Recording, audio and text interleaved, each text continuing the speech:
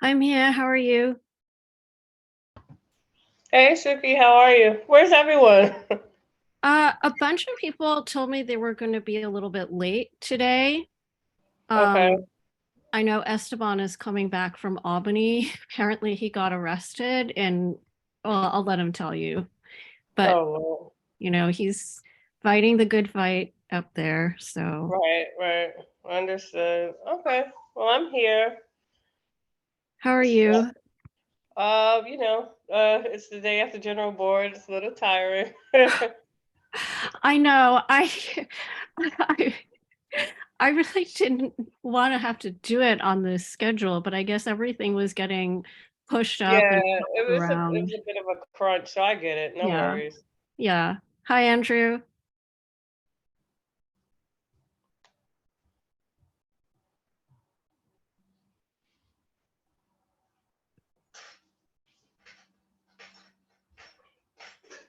I think he's connected. Good evening, Andrew. Hello, good evening. How are you? I'm well. Suki, you there? Oh, Hey there.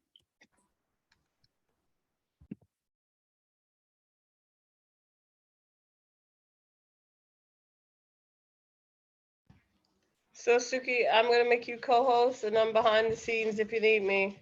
Sounds good. Thank you. No worries.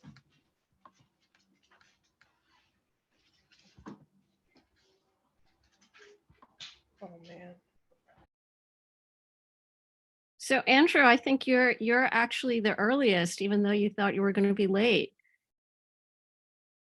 Yeah, trains ran on time today. I was very happy to see that. I work in like Midtown, so it's always a crapshoot. What do you work on these days? Um, I'm working on a very large mixed use project in Manhattan. That is challenging. No, we actually I enjoy doing this kind of stuff that we talk about land use in general, but we have hired out most of our code, city land use, municipal review. We have expediters for that because the project is large. So Yeah. I don't know as much as I should, if I'm being honest, but this is a chance Nobody to put the does. ball to put the ball back in the people's court. I saw that you had a chance to review the presentation. If you want, you can share it from your screen. Um, I tried to put in as many links as possible to prove the stuff that I wrote. I actually am curious to know how you came up with that number for the number of units that was built from 2010 to 2020. That was a miscalculation. Oh, okay. I Okay. switched it to the 2900 is the unit from the math from the census. Okay. I don't think you can go from the census. I think you have to actually look at units that were built. I pulled it, I tried to pull it first from Zola and Pluto and DOB, that data set, because they essentially use the same data set. But citywide, there are some serious errors in it, so I didn't have that much confidence. And then I went to HPD's data set, and that was much better. So I ended up using that one. And I think that the Furman Center and New York Housing Conference have something fairly similar. So all those numbers are something around 3,500, or maybe it's 3,300. I don't remember. It depends on when you cut it off exactly. Um, Oh, but it's, very quickly, Suki, I hate to yeah, interrupt you. Once you formally convene, I'm going to start the yeah. live stream. Okay. Okay. Okay, cool. So I think we're going to a lot we're gonna maybe wait. I know Esteban's gonna be late because he was up in Albany. He's coming back from Albany today. Of course, it's the budget negotiation, and everyone knows it's a Yeah, big deal. Like what Andrew was saying, there's the housing compact. going on, which is unlikely to pass, right? I mean, Okay, so I'll just wait for you to call it to order and then Okay. I'll live stream. okay. Got it.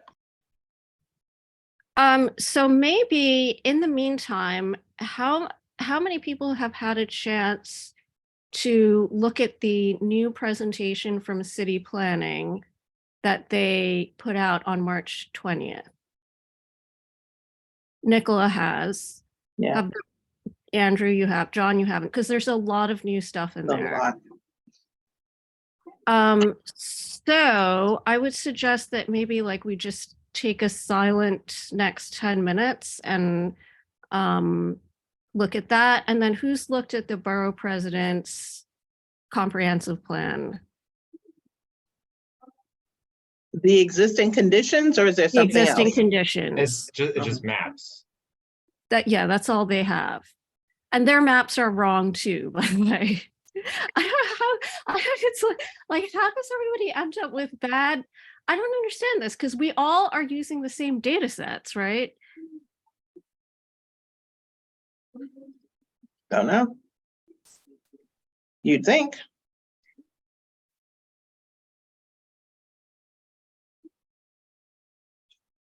Okay, so yeah, if anybody wants to just take the time to look over it. John, do you want me to email you the link to the city planning presentation? I've actually pulled it up and I'm Okay, looking at the slideshow. there's now 17 proposals instead of like 5. But they're like subsections of just another level of detail. Right. I actually think these are not new. I think these are part of the, there was like 117 earlier, and this is just the portion that they've chosen to highlight. There were 117 from where? Well, this is like 3 months ago now, something that Nicola actually shared. But that was the blast document, right? That's not a city planning document. Well, it's all they all intertwine. Blast is another level of detail. This is all related. Blast is get stuff built, which is also, that's from the mayor's office. Mhm. So this is now DCP's interpretation of the mayor's policy agenda. So what are they going to actually put through when they put out the text amendments? I mean, they can't, right? Do they have to release this information prior to the start of ULURP? Well, they're supposed to release the text amendments. They said in April, right, before they start meeting Right, with the community boards. right. But if So at this least is the all, text amendments associated with zero carbon. okay. So then, like, of the stuff in the blast document, right? There were 4 that you identified as having to go through ULURP, but Andrew, now you're talking about 117. We're talking about different things. There were 117 items. They're not all going through ULURP. They're just items that would need to require whether it's a policy change or some, wording changes somewhere, stuff that's going through the state. I mean, there are a number of different avenues, but there are 117 different points. Right.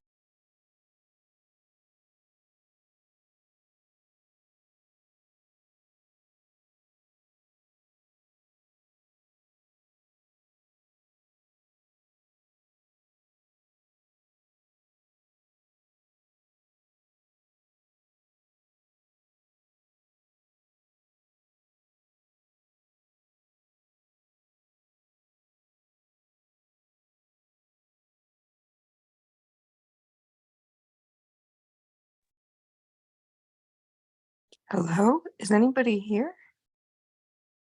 Hi, Teresa. Oh, hi. We're just waiting on a couple of people. Oh, I was in another meeting and left. Did you, so I was asking everybody if they had a chance to go over the new presentation from city planning on the zoning for zero carbon, because they added a lot of things. Oh, no, I didn't look at the new one. Maybe Nicola did. I know, I think she's been, I didn't look at the new one. Do you want me to send you the link? It's on the Yeah. city. Yeah, Okay. I was civic engagement meeting, land use and equity. Just before. All right, send it to me. I'll read it. Okay. I got my email open.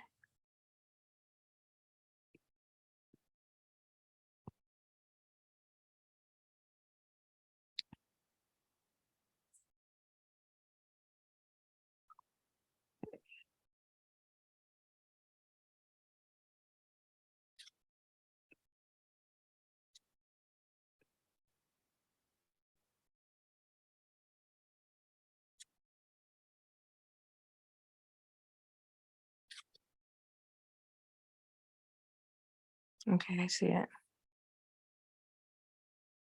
Oh, this is small type. Okay. Oh my.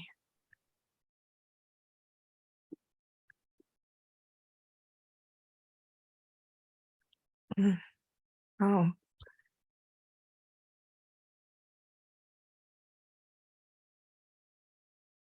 yeah, I haven't seen this before. This Mayor Adams intro.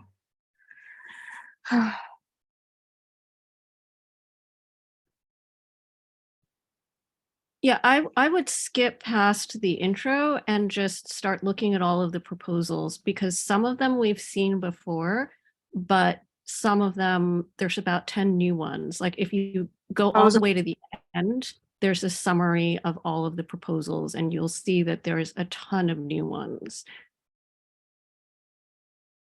Proposal 6. Proposal 9. 10, 11, 12, 13. Is 13 it? I think the total count might be like 17, but it is what it is. But just, look through the whole thing because there's a lot of new stuff. And then, oh, yeah, it's loading. 16, clarifying regulations for composting. Oh, I see 17, you're right. Facilitating rooftop food production. All right, I see summary. Thank you. Thank you very much for sending this to me. Oh, boy.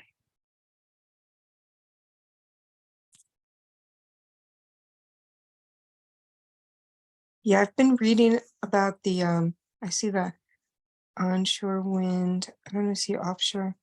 I think that's why all those whales are beaching themselves and the dolphins is because of they're using this echo in the water to measure depth, to put in the wind generating.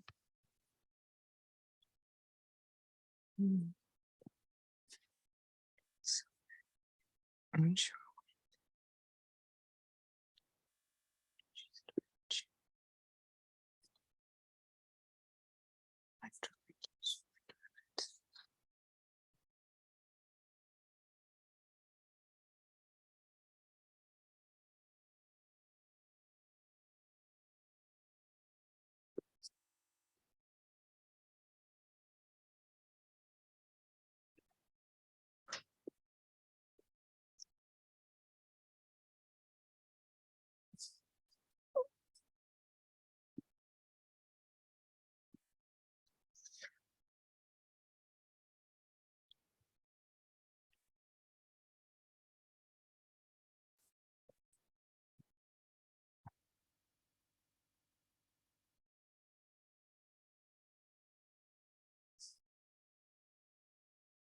And one thing I see happening with the parking flex, some of this is that I could use, they're gonna allow companies like Uber to take over all the charging stations that would be for, rather than people like you and I who might want to charge their car.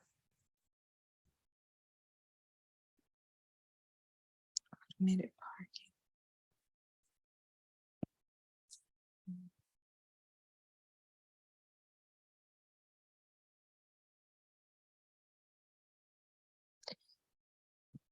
Hang- oops.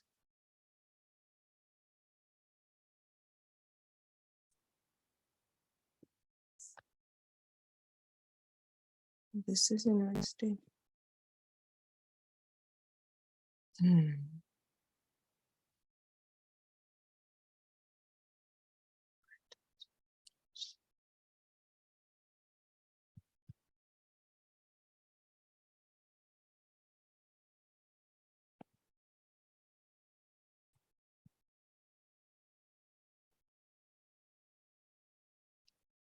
Remove the rooftop certification to enable non-residential rooftop green as a right. Does that mean that a landlord could put, rather than the, could put a greenhouse on their roof without having? So what it's saying is that it's for non-residential buildings, for commercial buildings. I think Okay. the issue there, which is the same issue that I really see with a lot of these proposals, is it's a kind of grab for more free space over and above what they're otherwise allowed to do under the code, right? So let's say under code, you're allowed to build up to 2 stories of commercial, but now you want an extra 2.5 stories for a greenhouse. Should that be okay as a permitted obstruction? Because usually permitted obstructions are either for temporary structures like awnings, or things that are perceived as not really, impinging on, open space, like, something relatively small, like a balcony or something. Or it's things that have been deemed necessary, like mechanical equipment. So should a greenhouse be considered as one of those things, or should we basically say you can use part of your FAR allowance for that? So like, in other words, if you're a 1-story supermarket and you have another 2 stories of FAR, sure, go ahead and build that greenhouse, right? But if you've already maxed out your FAR doing self-storage, maybe what you can do on your roof is solar panels, not greenhouses. I guess Should- that's really the question is. Should we start the meeting since we're starting? I to think we discuss that? should, yeah. Okay, so I've asked a bunch of people to make short presentations. Let me think. Since we're going through the zoning for zero. Okay. Okay, so I'll start by asking Nicholas to present, because I think you have something prepared, right, Nicholas, on the green hydrogen? No, actually, not quite. I was working on it. I would like to do it next meeting. Okay, all right, that's fine. Nicola, are you ready to talk about your? Should we just go through, I think just jumping around, can we just go through the document since, or, that slide that shows all of the Okay. different, and then we can pitch in on items that any of us have done additional research on? Okay, that sounds good. Okay, so, all right, let's start with the solar panels then. That's the first proposal. So the proposal, you've all read this, so I'm not going to read it over. Do you want to share, since we're live streaming, do you want to share what that slide is so that people live streaming can see what we're talking about? Okay, let me see if I can do this.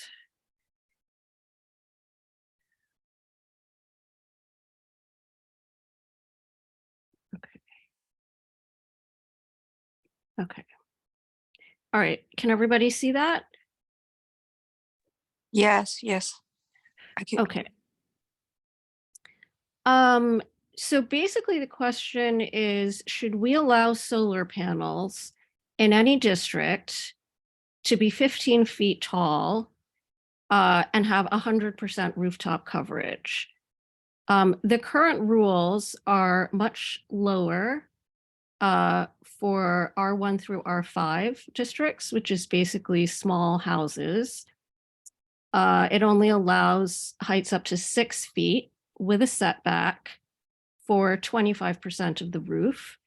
And otherwise, it can only be up to 4 feet tall or the height of the roof parapet. For R6 and above districts, they're allowed to have 15 feet and above, but only for 25% of the roof area, and a 6-foot setback applies. So what does that actually mean? So we actually have a lot of neighbors that are who have solar panels already. I think I sent out an email to you guys that I counted 80 solar panel installations in the historic district.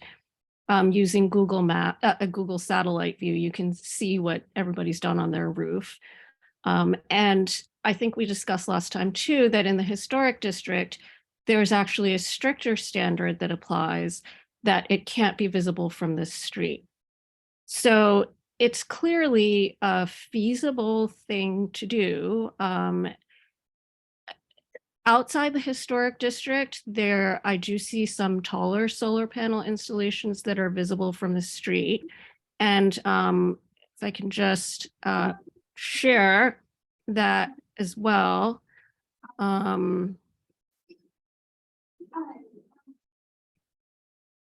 Okay, so I think we went over this last time. This is kind of what it looks like. And I think, there's differences of opinion. Some people like it. Some people are, kind of taken aback by it. I think most people feel like if it was possible to have a solar panel that didn't look like that, that would be the best thing. But there's another consideration too, really. And one of the things that I realized when I was looking at these rooftops, and this is a set of buildings that is in our neighborhood. It's just outside the historic district. It's an R5 zoning. So what I circled here in orange is, you can see on the right, this person's house has solar panels. They're parapet to parapet, right? So there's that issue where they were talking about not having fire code clearance. And they're taller. They're visible from the street. And you can see here that the solar panel actually casts a shadow on the roof of the next house. So this was something that one of the city planning commissioners brought up as well, that one building's solar panels might cast a shadow on what somebody else is doing on their roof, whether that's a green roof or whether that person has solar panels. If you're going to have solar panels, I guess you could elevate your solar panels to the same height as the next person. But one of the issues is, okay, this is not a historic district now, but they're actually part of the new National Register and State Register historic districts. So maybe they'd want to become a landmark district in the future, and they're going to be subject to that stricter standard that solar panels can't be visible from the street. So that means that this guy has these whatever 8-foot or 6-foot, I don't know how tall they are, solar panels, but this guy has to put them lower. But this guy's already in the shadow of this guy. And is that fair?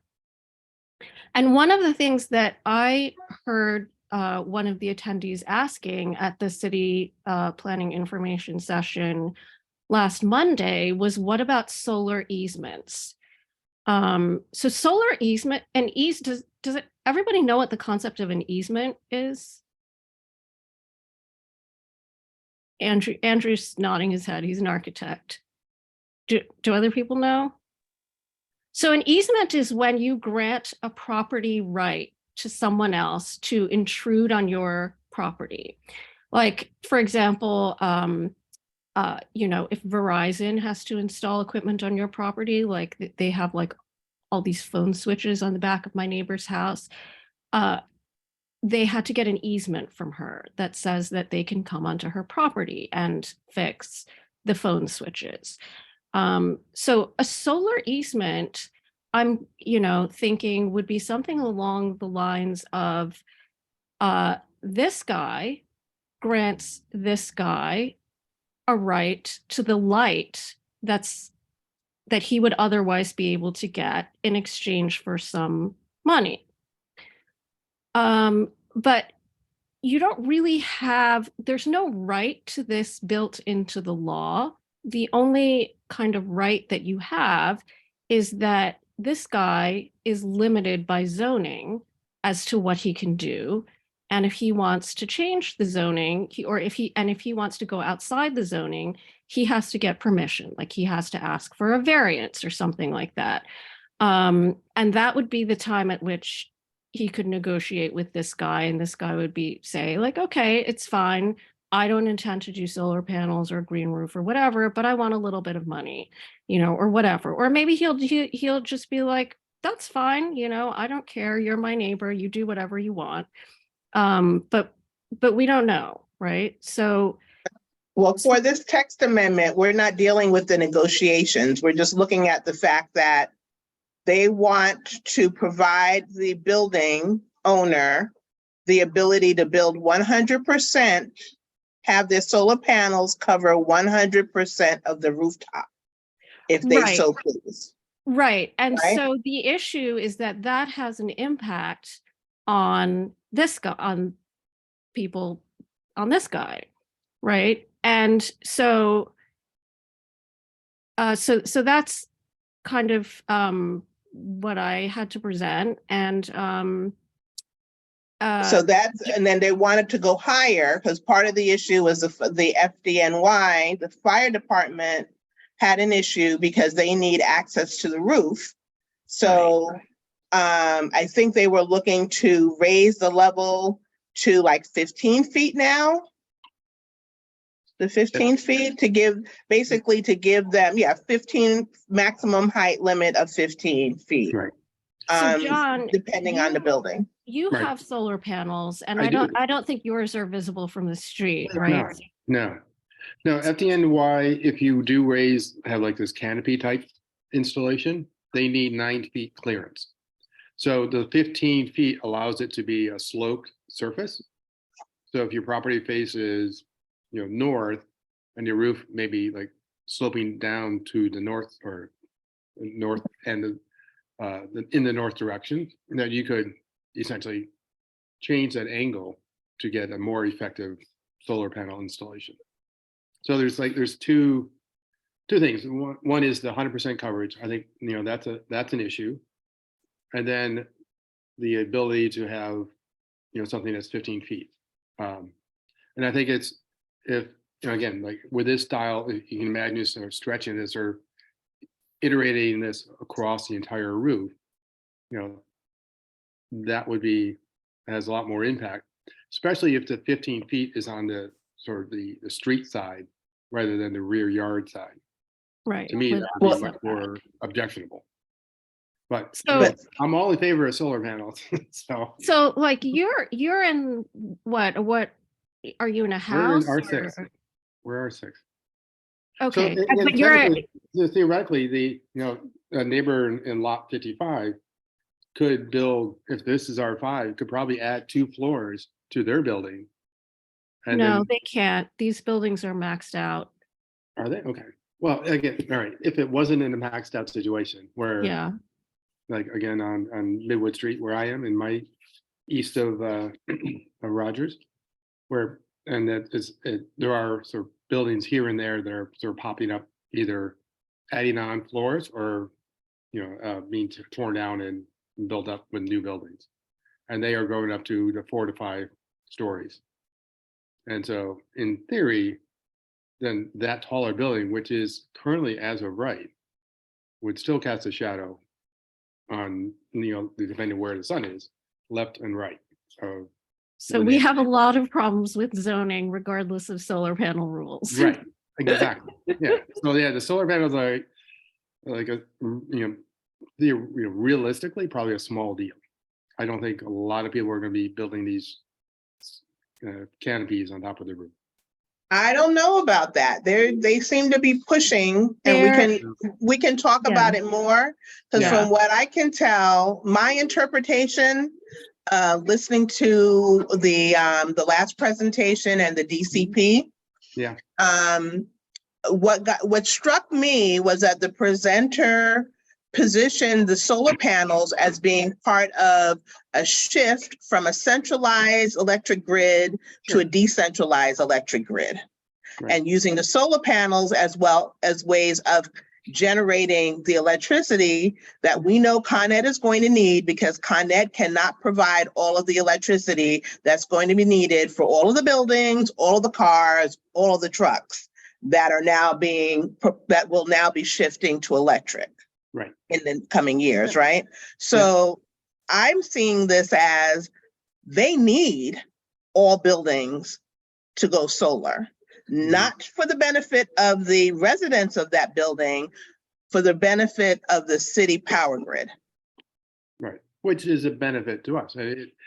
If building 57 generates an extra 10 kilowatt hours of power, it can go down the street or across the borough or into Queens and supply a building over there that doesn't have solar panels. Well, but interestingly not enough, every building in the city is going to end up with solar panels on the roof. Well, but interestingly enough, I was actually reading this article saying that one of the problems, if everybody in your neighborhood starts doing this, and is supplying power back to the grid, you're actually likely to hit caps. And like something called an inverter kicks in. Well, the inverter, there's an inverter built into solar panels because it changes it from DC power to AC power. So the solar panel creates DC power, and then inverter changes it to AC power. Okay. So, inverters are also in commercial applications, are used for like emergency powered storage for emergency lighting and things like that. Okay, so part of it is the solar panels to generate the power. Then we also need the batteries to store the power. Right. And that was another big thing. It's like, where's this going to be stored? We're going to need batteries to store it. And do we put it on the roof of the building? Do we put it in the backyard? Where is this battery going to go? Okay, so do we want to just, John, do you want to tell them how your system is set up and I have a how much energy you get, stuff like that? That's why I pulled up my app. Today was a good day because it's not so cold. I live in an all electric house, so we have electric heat from heat pumps, induction range and an electric oven, electric water heater in the basement. Everything is all electric. So, obviously all our lights. The only gas is the barbecue grill in the backyard. And so today, again, not the sunniest of days, and I have, I think it's 12 panels that are just off the roof. There's a support system that's 8 or 10 inches tall, and the panels are clipped to that. So it covers maybe at most 50% of the roof, at most. So today, so there's my results of today. We can't see it. You'll have to read it to us. So my panels generated 214% of the electricity that I use. I have no on-site storage for. That's incredible. That is so incredible. It's a good looking number, but really when you break it down to kilowatt hours, it's like an extra 9 or 10 kilowatt hours. That's actually incredible. I hadn't realized the number that it was that efficient nowadays. Yeah. And then, yeah, we had very little heat demand today. And then it's just hot water tank kicking on a couple times throughout the day. Didn't bake any things or didn't bake any cakes for anybody. So one So- thing about batteries is they're expensive. Like They a are. Tesla Powerwall is like $13,000. No, and with the reliability of the grid in New York City, it doesn't make sense, economic sense, or is not even necessary for someone to do that. Because essentially, Okay, I sell back to Con Ed at the same price that I buy power from them or through my ESCO. Okay. So, That's what I was trying to understand. So you don't have to store the power to send it back? no, it just goes Okay. out to You Con Ed. get net And then it goes to metering. my neighbors, theoretically, Yeah. who don't have panels. So, I mean, my feeling is I feel fairly confident that in houses in the R1 through R5, and your block honestly Likely. should probably be zoned that way, even though it isn't. It is. In that zone, I don't see a need to change the rules. I mean, I don't know if for these larger buildings, like an apartment building that might be 6 stories that has a lot less roof surface area relative to the density, whether the numbers might not look as good. Mhm. What do you think? Yeah, I mean, I think with, they want to, the proposal is to throw out, again, knowing how proposals work, it's like, what's the most we can ask? Ask for, Let's ask for right. that. And so I think the idea of, having some setback from the facade, from the street wall of the building, if it's Yeah. visible from the street or if it's over, X number of feet above the street, or rather, I'm sorry, above the roof, that is not an unreasonable request. Right. And I think the overall height of going up, really, 6 feet doesn't really do anything. Again, for FDNY, they need or demand 9 feet clearance. So the panels are probably up at 10 feet actually, by the time you get supporting structure and all. And so going up another 5 feet, again, depending on where that is, in their image, they on the proposal number 1, it's very simple. As everything's broken down, is very, non-intrusive. But if this was a single thing floating or sloping from front to back, or worse, again, back to front, if south was to the back of the building, and they want to orient the solar panels to that southward sun, then that would be 15 feet at the building wall. That is, and it's a story and a half almost. Yeah. It's just It's really obstruction. big. It's a sky obstruction. But again, Mhm. yeah, on like our 1 to 5, it's probably not going to happen too much. It's not a huge, but really, even almost proportionally, it's almost worse with a lower building than a Right. a 6 or 8 story building. Yeah. It's again thinking perspective and what you would actually Yeah. see.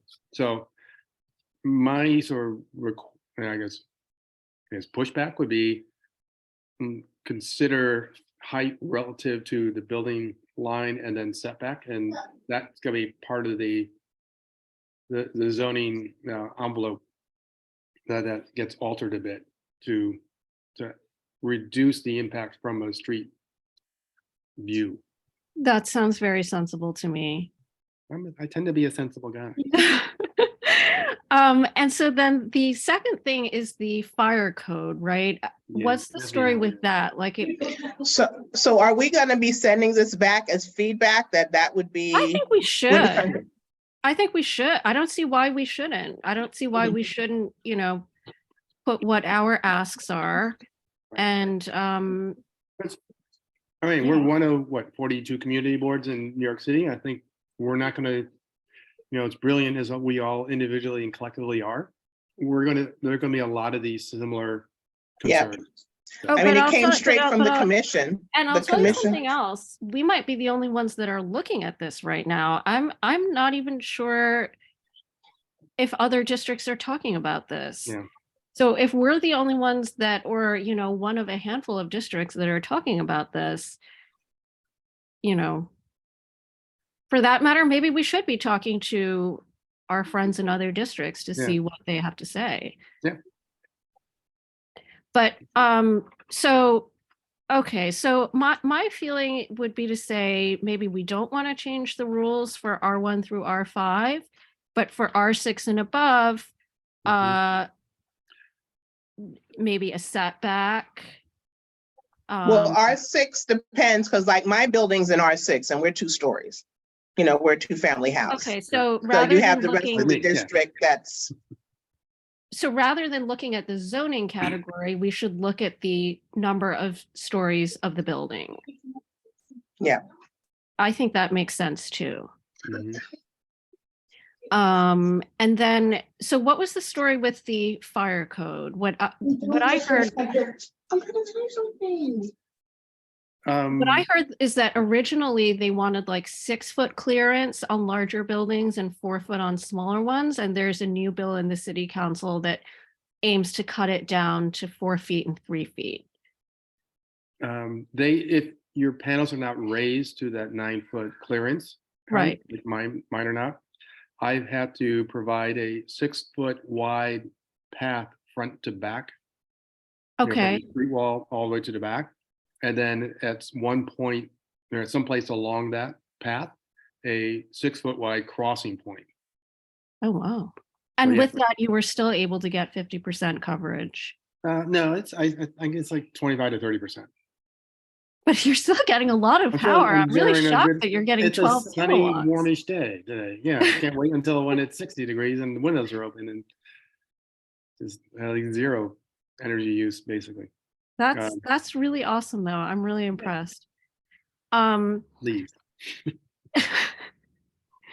Okay, so so what happens in the winter when we have, you Well, know, that's- fewer hours of sunlight and Right. it's cloudier days and, Yes, no, in January, we don't generate that much. So it's, it gets down to, a good day would be 12 to 15%. And those are rare. So, okay. And then whatever you don't generate, you pull in from Con Ed. exactly. Yep. Gotcha. Okay. okay, so then about the sloped roof Yeah. houses, that was the second proposal. Where they wanted to allow a little bit more height Wing. there. I actually have not seen any solar panels on sloped roofs in this Right. neighborhood, because we just don't have that many of those kinds of houses. I mean, again, my feeling there is if it's really not working, right? Like what they're saying in the presentation is there are orientations for which it's infeasible. And when I see the word infeasible, the first thing I think of is variance, Oh, good. right? Yeah. Because one of the criteria for a variance is to get a variance is that this thing would be infeasible. Mhm.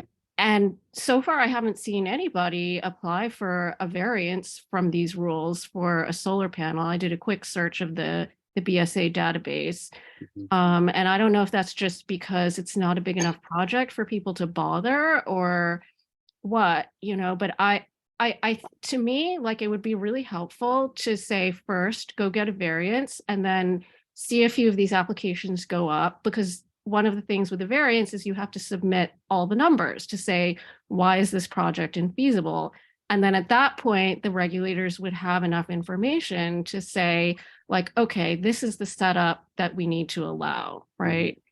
I don't know. That's my instinct, Yeah. as a lawyer, but Right. Yeah, and I think, not to monopolize the conversation, but this is, these are housing types, as you alluded to, Suki, these are not housing types that are in CB9.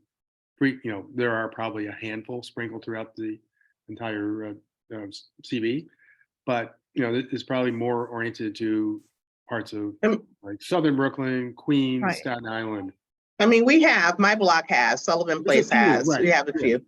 Yeah. We have them. They're not necessarily in the, it's not a brownstone district, but we Right. have them in the district. But yeah, it's probably more Queens, Ditmas Park, places like that. do you think maybe we just shouldn't comment on that one? But that's an option. I mean, we have houses in the area that Mhm. have it. I mean, we I definitely have just houses in don't the know whether. landmark district that have those roofs, and they're not going to be allowed to do Single family. anything other than flush. Right. Yeah, we So, have all those single family houses, yeah. wood frame houses. Yeah. But so that actually brings me to, okay, so maybe, it's an option for us not to comment on it. What do you guys think?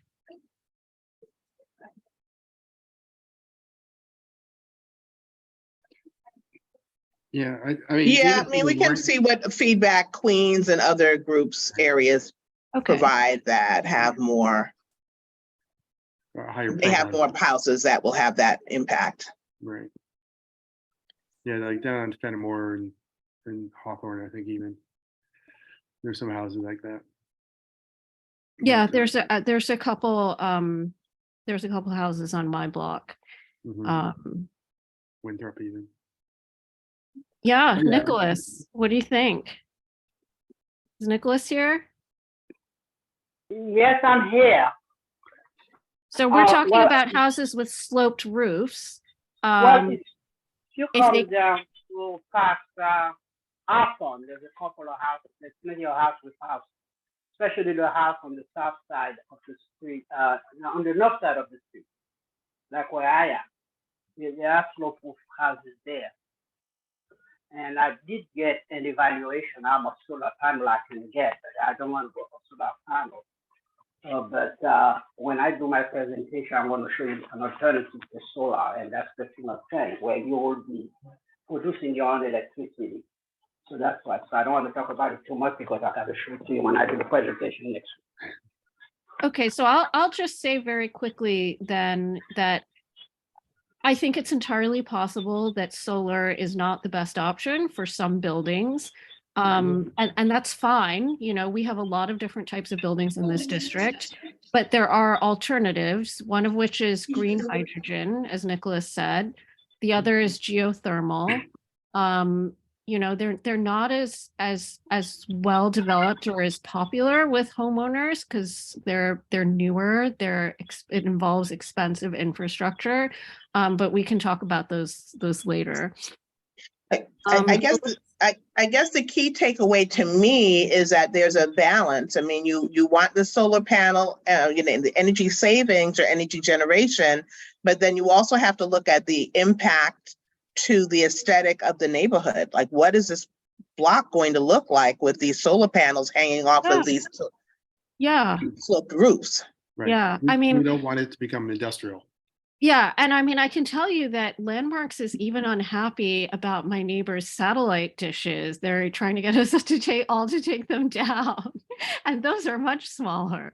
Right. So, yeah, okay. So let's move on to the next one. I'm going to pause this share and go back to this.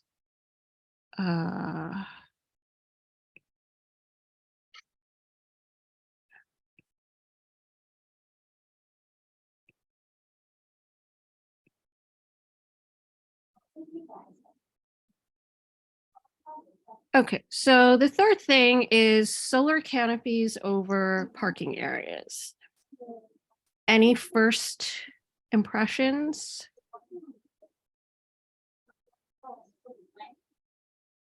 I didn't have an issue with it unless there's an issue with casting shadows. I was thinking of parking lots. I'm looking at it now and seeing, front yards. That I might have a problem with that if that's going to Right. cast shadows into your neighbor's yard. I think pretty much the same thing, yeah. But for off-street parking. Mhm. Yeah, I think the thing would be if you have, again, like in the neighborhood, there are certain buildings that have like a single space in front of their building. So you pull off the street, park in essentially your front yard. Would rather not to have a sprinkling of solar panels in the front yards of these buildings, these houses. So I think if it's, yeah, if it's a large enough lot, maybe over X number of cars. Yeah, this image, I've ridden past this location many a time. I think it's actually in Queens. But like the Whole Foods parking lot in Gowanus has solar That's what I was panels. thinking of. Yeah. Yeah, I So think this, should we maybe say, yeah, Queens, 43rd Street, yeah. except in front yards or driveways visible from the street? Yeah. Or, I- yeah, and then over, like, again, parking lots over, again, some base level of, or number of cars. So whether it's 5 or 10 or 50, something like that. Okay, do you want to say, do you want to pick a number greater than 5, greater than 10? I think it's really the front yard, because if someone has, like, in Queens, they have a carport. So they drive you have your driveway, you drive in, and instead of a garage, they might have just an awning or covering or just a space. They could put something back there. I don't care. But the front of the house is an issue. Right. And what about, so like, let's say in backyard areas, because we actually do have a few parts of the neighborhood. I mean, they're disappearing because of development, but there are a few parts of the neighborhood where people have these kind of large backyards that they use for parking. And so, like, what about this shadows issue? How do we negotiate that? Because right now there's like nothing in the code that says if you cast a shadow that's impermissible, right? On your neighbor's property. There's nothing in the code that says that. The only thing that's in the code is whether you're allowed to do this or not allowed to do this activity, right? So if the activity is disallowed and you want to go get a variance, then maybe you have to, get some level of approval or support from the community. But Right. What's the height of the standalone proposed solar structure? they're not saying here. Okay, No. so if it does follow like the same general best practices that they're kind of saying should be allowed on the roof and other occupied areas, then, I mean, if you're using your backyard as a parking lot, that's kind of gross. And if you're not being a great neighbor, casting a shadow from a solar panel might not be the best thing to do, but I say that that's not frontage. It's not, for me, an issue.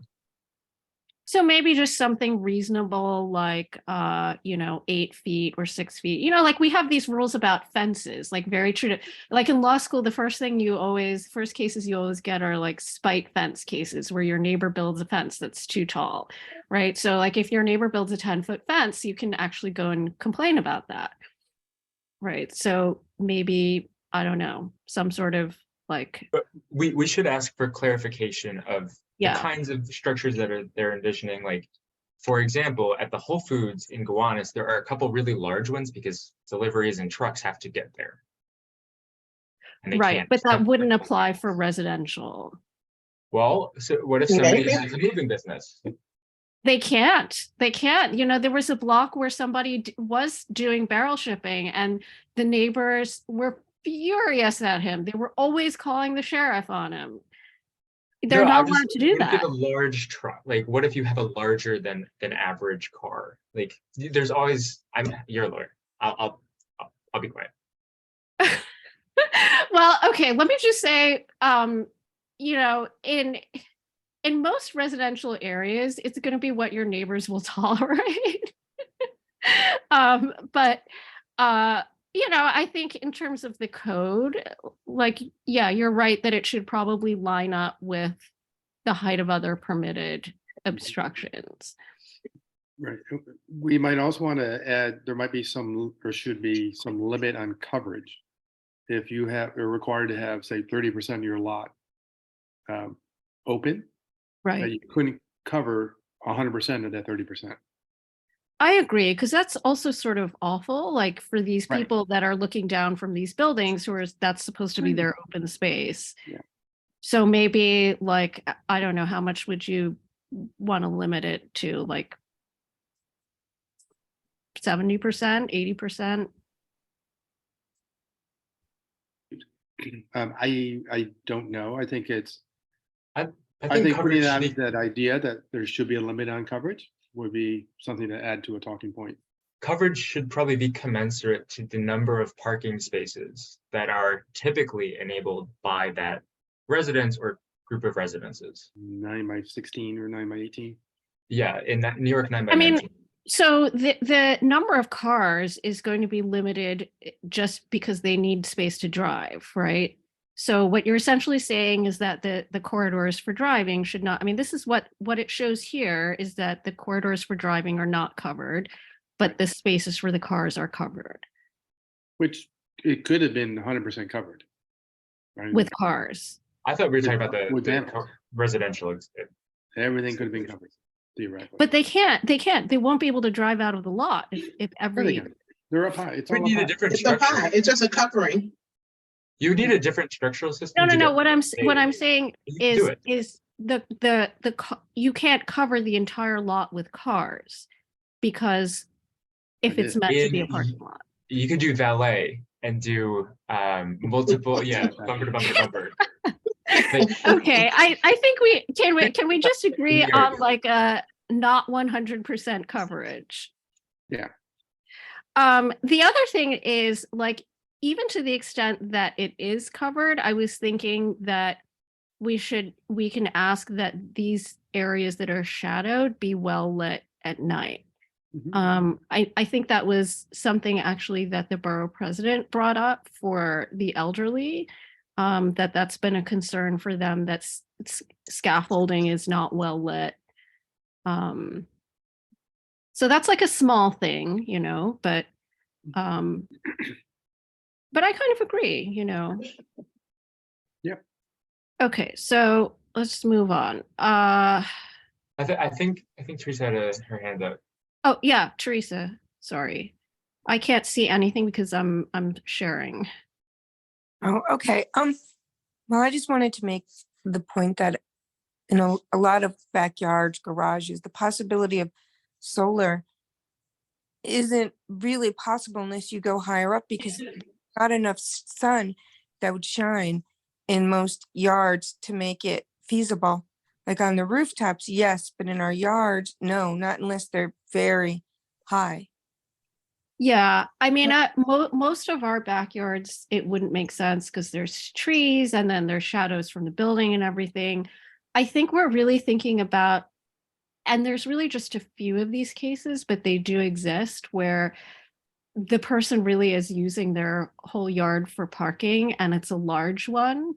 But maybe their neighbors are not. Maybe their neighbor has a traditional backyard with a garden or something like that. And so we just want to make sure that it's not having an impact on the neighbor.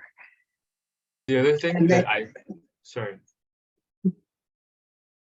Oh, I Go was gonna ahead. say, like in Queens, you might have, they have different configurations. They may have larger lots. And then we also have we're also talking about apartment buildings that have full-fledged Parking lots. Yeah. Yeah, no, there's definitely some that have surface parking lots. As a Mhm. matter of fact, I think some of the new buildings that are proposed for Vital Brooklyn are going to have surface parking lots. Okay, so let's I was And- also just gonna add that in the picture and in the instances that we're talking about, there seems like there's a good possibility that the ratio of impervious surface area will increase. So I would hope that any kind of large or, bigger than one car's worth of solar installation would include a drainage and runoff mitigation strategy. I don't know exactly the threshold that is triggered for a 0 lot development in Brooklyn, but I would really hope that like at the Gowanus Hallwood has some overflow parking, which is gravel, so the water seeps through. Right. But by adding a lot of impervious panels like that are sloped, the water runs off and onto the asphalt, which is not as good for the settlement of water and general floodworthiness of the district. Does that make So sense? I don't understand. I mean, don't you still get the same amount of water regardless of whether there are solar panels? Yes, but where it lands is very important. if it's landing in the public right of way and immediately goes into a sewer or a gutter or something, like that's runoff that's missed the opportunity to soak in. Okay. Does that make sense? And they talk about this they talk about this later in the presentation too. It's kind of Yeah, and that's, I mean, I guess I can't really relate to this because my driveway is sloped. It has to be like that by code, I think. mhm. Yeah. But but that's- just yeah, saying. right. There is, yeah, as part of lot coverage, essentially you would have to include that as lot coverage, and you don't want to have 100% coverage when you can only have, again, 70% or 60%. Okay, But people do so- cover, have open space and it's paved anyways, front yards and backyards. All right, so let's move on. Okay. Community solar and other renewable energy. Okay. Hi, Esteban. Esteban came in. Okay, so now we're getting to the controversial one. So let me start screen sharing here.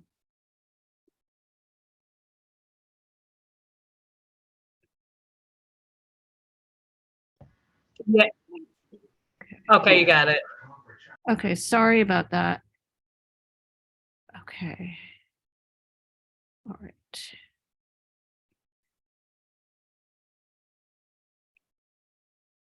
Okay.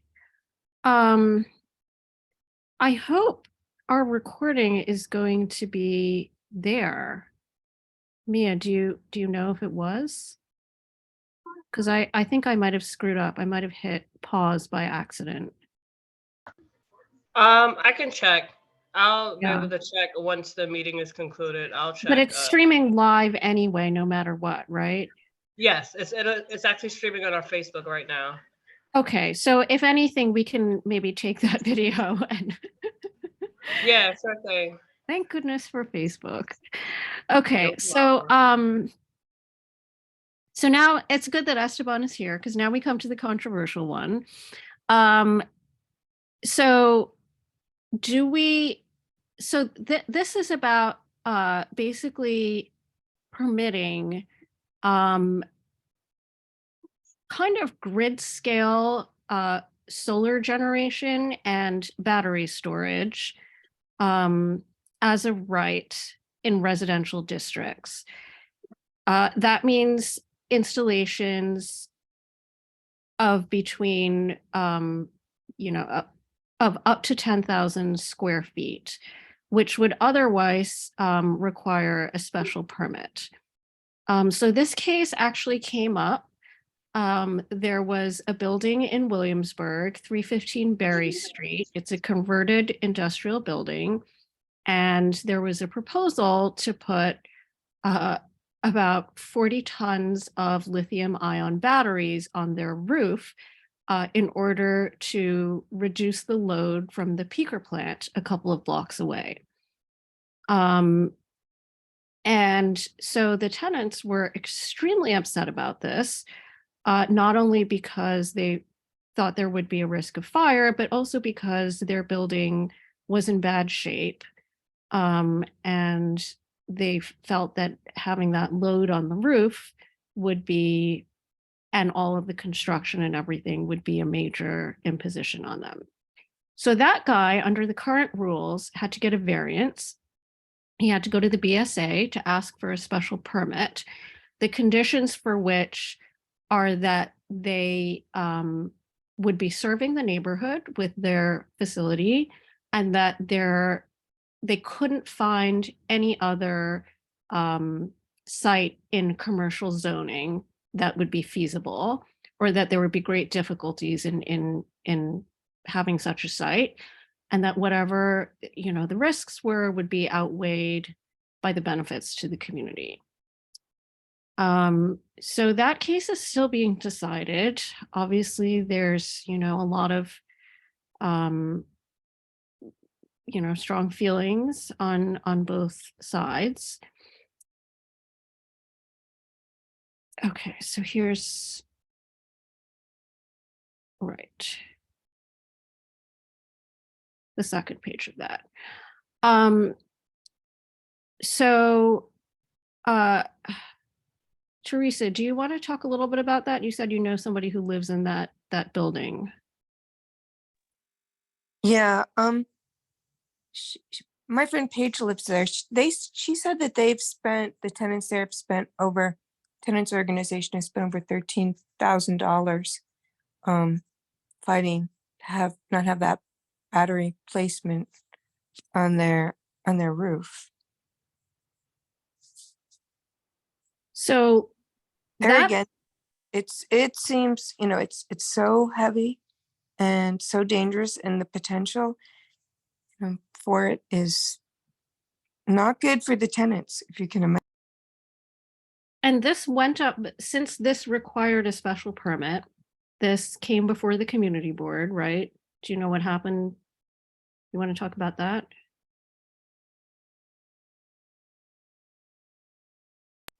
I'm not sure what happened with the community board there exactly, but So that was community board 1, and apparently they voted 30-1 against placing the installation there. And from there, it went to the BSA, and it was going through review at the BSA for 2 years because people had a lot of questions. This is a new tech, the commissioners had a lot of questions. This is a new technology. I think one of them said this is a case of first impression. And they have to prove, there are a bunch of findings that they have to prove. So it's not just as a right where you're like, okay, if I found a landlord who's willing to do this, I'm going to go ahead and do this, as long as I also have permits from DOB. So it may get approved anyway, but there's been a much higher level of review, and a lot of the problems have come to light. And it sounds like the BSA may put a lot of conditions on their permit that involve making sure that the tenant's safety is taken care of, which wouldn't necessarily have come to light if there was not a special permit. So, the question is, would we want to allow something similar in our neighborhood without a special permit? so basically any landlord anywhere, well, not anywhere, but can rent out their roof and put batteries on their rooftop. And the tenants get no benefit from it at all. That's what my friend said. Under the new rules, yeah. I mean, this is not for the building. This is for grid purposes, for purposes of reducing the load on the grid. And I think you and I talked about this a little bit, but that particular peaker plant is located a few blocks away in a commercial zone. And there's a couple of pieces of vacant commercial land next to it, but they were sold off by Con Ed for like $150 million. So that's probably why they're now out looking for another place to put their battery storage. Yeah, I know where that peaker plant is. It's over by the Domino factory in that Radiac. Radiac underground radiation storage. It's quite a hazardous area. It's a problem area, yeah. So I guess the question, which I think one of the commissioners asked the battery storage company is, would you want this on the roof of your building? I live in a house, but if I lived in an apartment building, I think my answer would be no. Maybe, I don't know how the rest of you feel.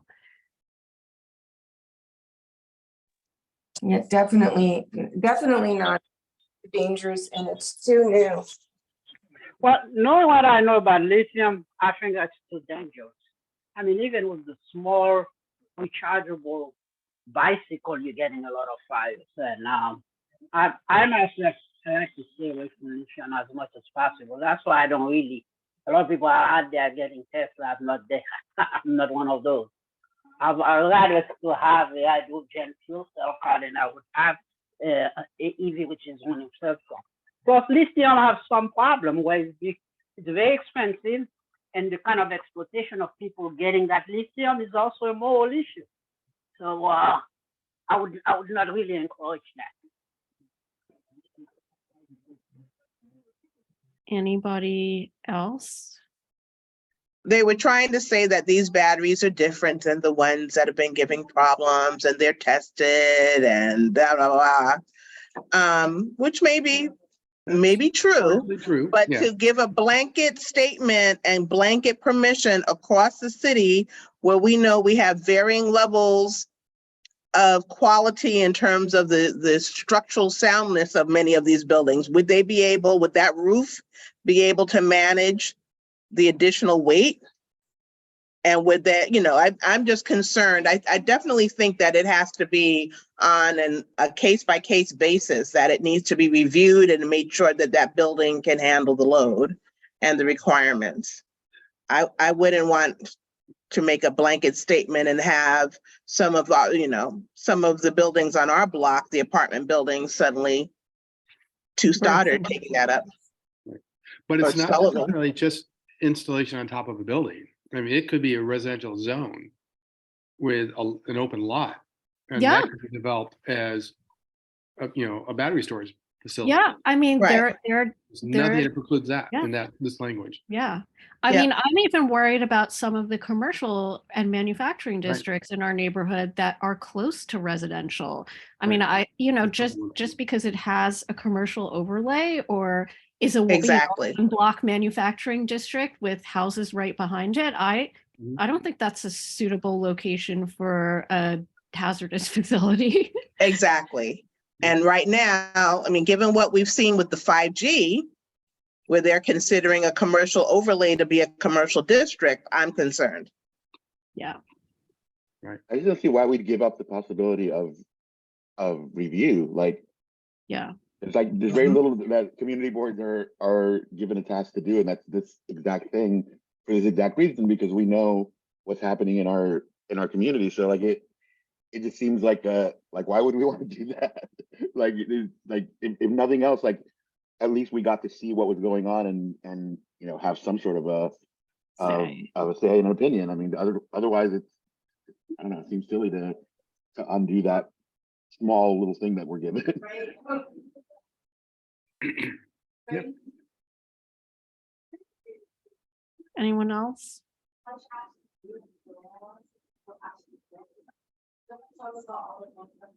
Also think that we should, oh wait, is somebody talking? I'm sorry. Andrew, we what need do you to- think? You're working on like a big new construction in Midtown. Do you think those kinds of buildings can handle it? Would you want to live in that building? I will say that I'm not doing battery storage at that particular thing because one of the things that was brought up, at least in my thing, in my review with DCP was, all of the local on 92, 94, local on 97, they all kind of fight with each other over prominence of what gets to be used for the roof. So I'm going to respectfully decline the part of this conversation. I will say that I think lithium battery technology should be considered as a whole. It's not a different technology in a Tesla versus an e-bike, except in the cases where, it might be played with out of the shop or something versus battery storage atop a building. I think by and large, like lithium ion storage battery usage should be considered part and parcel as a whole. I agree with you. I was having a conversation about this with my husband, who's very geeky about this sort of stuff. And he reminded me that there was a recall on the Chevy Bolt some time ago where they said, because their batteries were catching fire spontaneously, and they said, oh, when you're charging it, you should make sure to park it 50 feet away from any building. Because it could just burst into flames. So, yeah, I think not all of them are safe. you know, maybe the difference, he thought maybe the difference between having a garage full of cars with lithium ion batteries versus you know, a battery installation for a battery storage installation is if one car catches fire, maybe you could save the others before they caught fire too. But with connected batteries, the fire would probably spread. You know, we don't really know the technical details on that, but we do know that there have been fires at these, like there have been fires at Megapack installations. There have been fires. I heard somebody at one of the BSA hearings say there was a fire at, I think the type of battery they're using is called FEC from Siemens or something like that. And he said there had been a fire at one of their battery facilities. So these events are probably rare, but they happen. And one of the things is that, you know, when they do happen, they take an enormous amount of water to put out because these fires burn much, much hotter than regular fires. So, you know, they were complaining about the possibility of all the water that the fire department would have to use going onto the roof too, like, you know, 1 million gallons of water. And then there's also toxic smoke. Like I think there was a battery fire, a battery facility fire in California where they basically told everybody who was living around there to keep their windows shut for a couple of days. And then, you know, who really knows what the long-term effects are. So it actually affects more than just the people in the building if there's an actual fire. It's going to affect everyone living close by. In terms of battery, there are some new battery technology out there that are not using lithium. There's a company out in Boston. They have the Embry battery that is using much cheaper, like manganese. So, but they're not getting that much play because I know they have a contract to run a data center in Nevada. And hopefully this kind of battery will be used instead of lithium, and they're less expensive because the metals being used are much more plentiful and they're much more common. Actually, this was developed really to this kind of storage battery for like a lot of places in the developing world where you don't need, which don't have a lot of money. But this is something that could look into in terms of storage instead of lithium. I'm really not for lithium at all. So I kind of come back to something that Nicholas said at our one of our previous meetings, that we just don't know a lot. And I kind of think, like, why can't we let this be worked out in, you know, some suburban facility that has lots of open space and is basically in the middle of nowhere. And then, you know, because technology does get better all the time, it gets safer. We'll have more of a track record probably in a few years. That's my feeling, is that, you know, a dense urban area is not the right place to pioneer this kind of technology. Agree.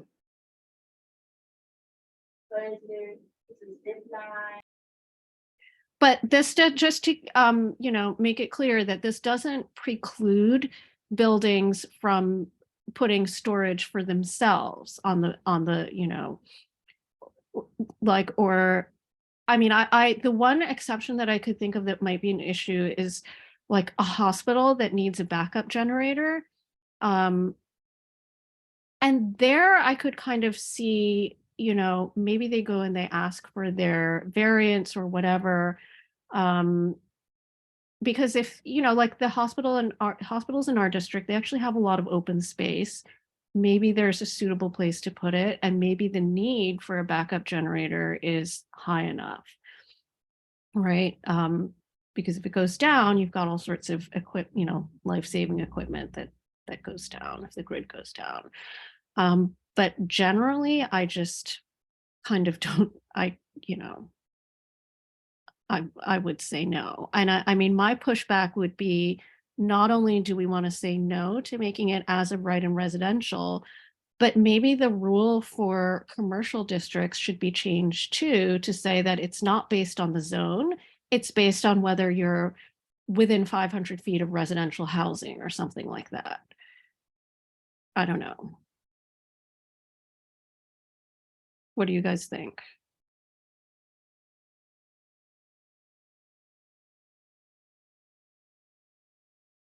Did I lose people? Yeah, no. Is there Yeah. another instance within the scope of ULURP that makes those kind of declarations just as a framework? Based on the number of feet instead of the zone? I don't know. That's a good question. I mean, I don't think there's anything. I don't think there's anything sort of like otherwise illegal about that. The only thing is that it requires you to measure, and what's residential and what's not probably is changing much more frequently than actual zoning, right? Like happens pretty often that you know, people start moving into these old warehouse buildings, and it's kind of like a semi-legal loft for a while or something like that. I mean, that's the only thing, right? But if it's like actually you know, on the city's maps and in the city's database as housing, I mean, I don't know how they would want to treat it, right? If you have a district that is 99% manufacturing and there's 2 old houses in the district, right? You know, but I think we could sort of put that idea out there for city planning and see what they want to do with it. I don't know. What do you think, Andrew? Is there No, another- I was just curious. I think again, new technology could enable new restrictions on the usage. I think that that's a fair point, or new ways to restrict the usage. But I don't know. I don't have the history. Yeah, I mean, we put restrictions on liquor licenses and the fact that they, you know, a business looking to get a liquor license has to be X number of feet away from a A school school or or church. Yeah, church. that's a good point. So- Yeah. And yeah, I mean, this is new. I mean, we had designated, they had to be in commercial and manufacturing zones before. Now they're trying to blur the lines and bring them into residential districts or closer to residential districts. So I think it's fair to say we need baby steps. We can't make a blanket statement across the 5 boroughs as of right. Yeah, I think that's well put, Nicola. Okay, all right, so let's move on. Proposal for new authorization for onshore wind. I mean, this really doesn't apply to our district. But does anyone have anything they want to say about it?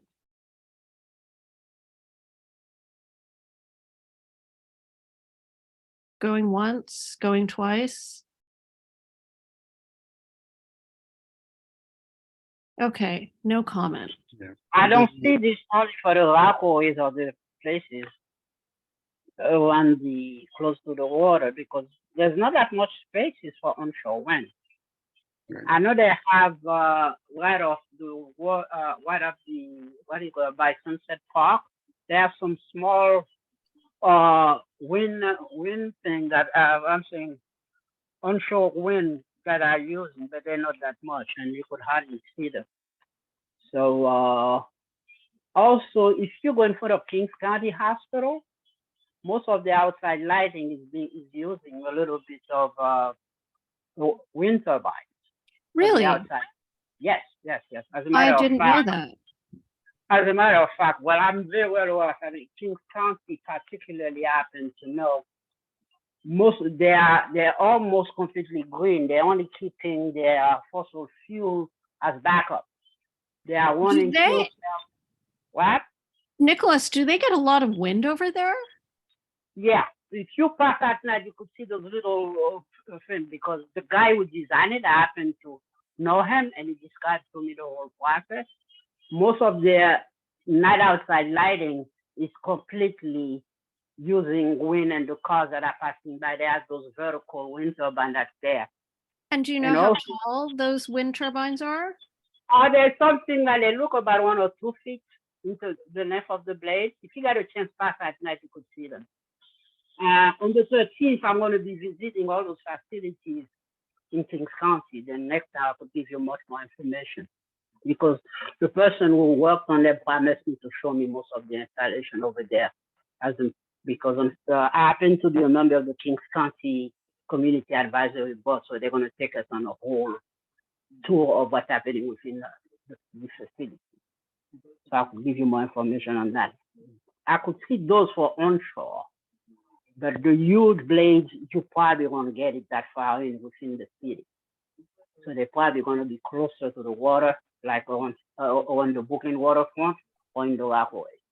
So this says along the waterfront, onshore wind turbines must comply with strict height limits, but it doesn't say anything about away from waterfront districts. So I wonder what zoning regulation Kings County used. Yeah, well, I don't know, but it's a large campus, so because it is a campus, Okay, I don't. so maybe that's something that we need to investigate then. I didn't realize that we actually had wind turbines. Well, next time I go there, I'll take some picture of what they would like to. I'll share with Okay. you guys. I mean, to me, do you think it's taller than 35 feet? That's like three Oh, and a half. no. They are really, really. I think they're about those.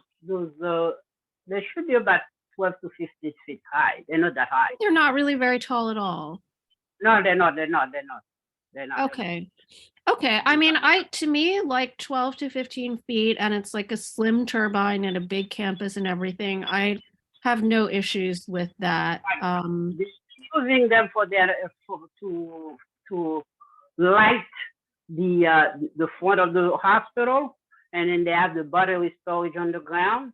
Yeah. So and you transfer electricity to that. So I think I have more issues with like the M1 and the C8 districts allow 85 feet tall wind turbines, because like actually now that you mention it, so Kings County might be in an R5 district. Parts of it might be in an R5 district, but there's an M1 district that's just adjacent to it. And I certainly wouldn't want to see an 85-foot tall wind turbine like in our district. That's way too. I don't know. The only place I've seen it, which I went to visit, is at Point Lookout in Hempstead. Okay. They have one there that's been a pilot program for the last 10, 15 years. Okay. The town of Hempstead has been using it to produce hydrogen. Most of their cars are running on hydrogen over there. You know, the other thing I've been told is that Prospect Park is extremely windy. Yeah. But placement of wind turbines in Prospect Park would be subject to landmarks law because Prospect Park is a scenic landmark. I don't think that will ever happen. I don't think it will happen. It's not bad. But you can see they're what very happened. dangerous for birds as well. The other day, they rejected everything because of the original covenant that Homestead put on the park. So that would be maybe we need to find out a little bit more about this. Nicholas, can you find out like how did Kings County even decide to put a wind turbine there? Did they like measure the wind or something? Oh yeah, well they did all the necessary studies and put something most people will miss. Because I'd be curious to see what the measurements are in the rest of our district, right? Because if it's not realistic that's the question, because I think they're working on before you install wind turbine, the first thing to do, you gotta get your wind studies to get there are wind tables for almost everything in the world now, so that information is right there. Okay. All right. So maybe we need to find out a little bit more about that. Right. Yes. Okay. So energy storage systems. All right. So we talked about that. But it actually might be a good time for me to show my last slide.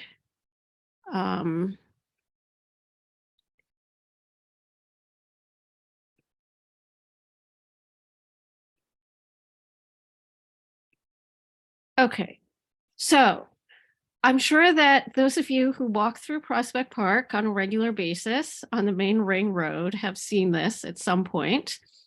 This is the building up near Grand Army Plaza.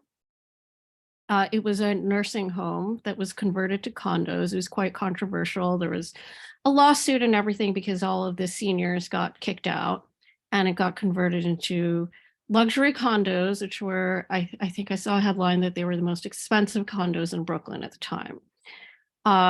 So I was quite shocked to see this kind of a rooftop installation going up. I don't know what you guys think.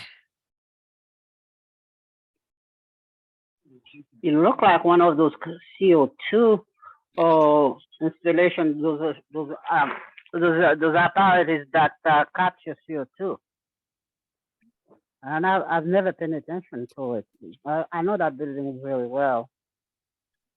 So I don't know, because one would think these would be the what do they call it, for the heat pump.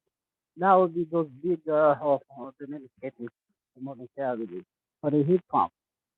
Yeah, they look like the, units, individual apartment condos. the heat unit, yeah. Yeah, condenser units, yeah. It should be screened, it should be required to be screened. I wonder if they're just haven't gotten to that point yet. No, it's been up for several, because it's been open for quite a while. Right. So They haven't closed the permits. I mean, I'm kind of surprised for the sake of their own tenants. They haven't done something nicer, or not tenants, they're buyers. They haven't done something nicer, but it, you know, basically the whole of Brooklyn is treated to this view from within Prospect Park. So this is actually allowed under the current zoning rules, according to city planning, according to their presentation. Mechanicals on buildings that are taller than 120 feet, which I think this one is, can be up to 40 feet. And even if it is under 120 feet, it can be up to 25 feet. Even in an R5 zoning district, that means, you know, on top of your small houses, it can be 25 feet. The coverage is only 20%, right? But as you can see, that can look like the entire roof, right? Because maybe it was set back from the other side, but it's not set back from the park side. So that's pretty impactful. So let me just pause this share.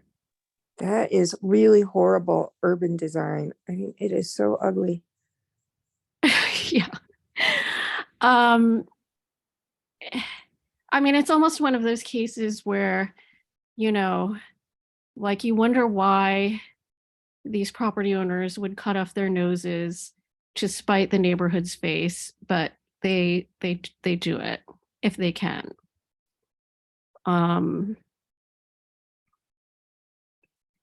Okay, so let's go back to this. Okay.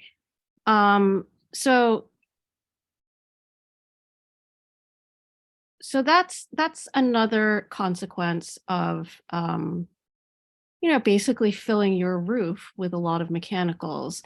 And I think that might actually be where the ask for 15-foot solar panels comes from too, that they've already filled the roof with these HVAC compressors and elevator bulkheads and whatnot. And now they want to put the solar panels over those things. But if the compressor is 6 feet tall and the fire department needs 9 feet clearance, that's where you get to your 15 feet. But, you know, like, again, that brings me back to the point that for some of these larger buildings that are so constrained because they have so much stuff going on, maybe it's easier for them to do geothermal. Like I just saw this huge new building in Greenpoint is doing a geothermal system for their entire campus. It's like 834 units and they're doing geothermal. But also, you know, a lot of these very, very big buildings, they have lots and lots, you know, if you're already 40 stories, maybe it doesn't make that much difference if you add an extra 3 stories, but it definitely does if you only have, you know, 3 stories, and we definitely have those 3-story buildings in R6. Okay, so let's move on. Okay, so this is this chart here, right? So I definitely, you know, I don't even know which part of the code allows mechanical equipment up to 25 feet in an R5. I thought it was like no more than I don't know, a 5 or 10-foot obstruction. Maybe I'm getting that confused with the elevator bulkheads. And it can go up to 40 feet on a taller building or 25 feet on a smaller building, but they want to take it from 25 feet to 33 feet, which is 3 stories. And, you know, like I was saying, I think that on, you know, maybe an 8-story building or even a 6-story building, it might not be so bad to have 25 feet of mechanicals, although it is still pretty tall. But we have a lot of buildings that are 3 or 4 stories that are legitimately R6 zoning in terms of the density. And so you're basically doubling the height if you allow 3 stories of mechanicals, even if it's not 100% coverage, depending on how it's placed, it can look that way to someone. You know, if it's placed close to the street, you treat the neighborhood to that view. If it's placed close to the back, you know, your backyard neighbor gets that view. Plus all the shadows and just, you know, people generally kind of feeling aggrieved that it's building heights are not meeting their expectations based on their on the zoning. I'll just pause here if anyone else wants to say anything.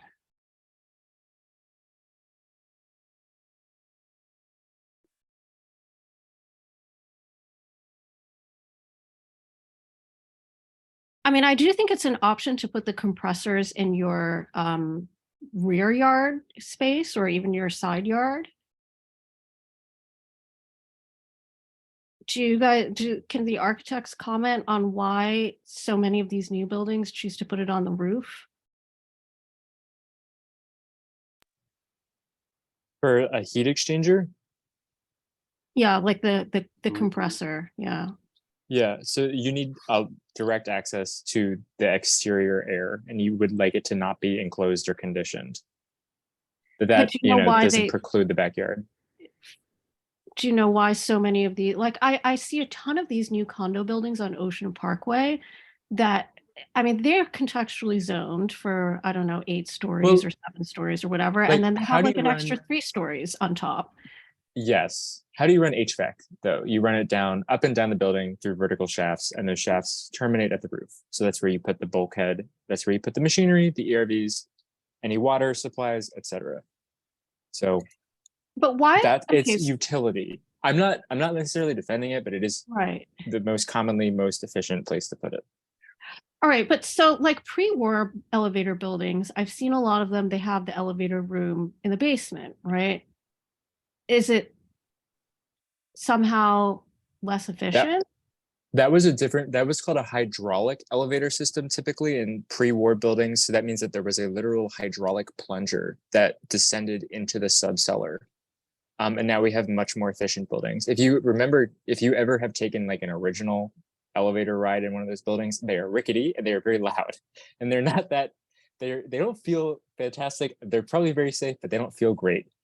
But now everything, the elevator maintenance rooms and elevatoring machinery is all on the rooftop, typically. Okay. And that's what New York State or New York City GOB usually is looking at when they do plan checks, for example. It's also a question of noise contribution.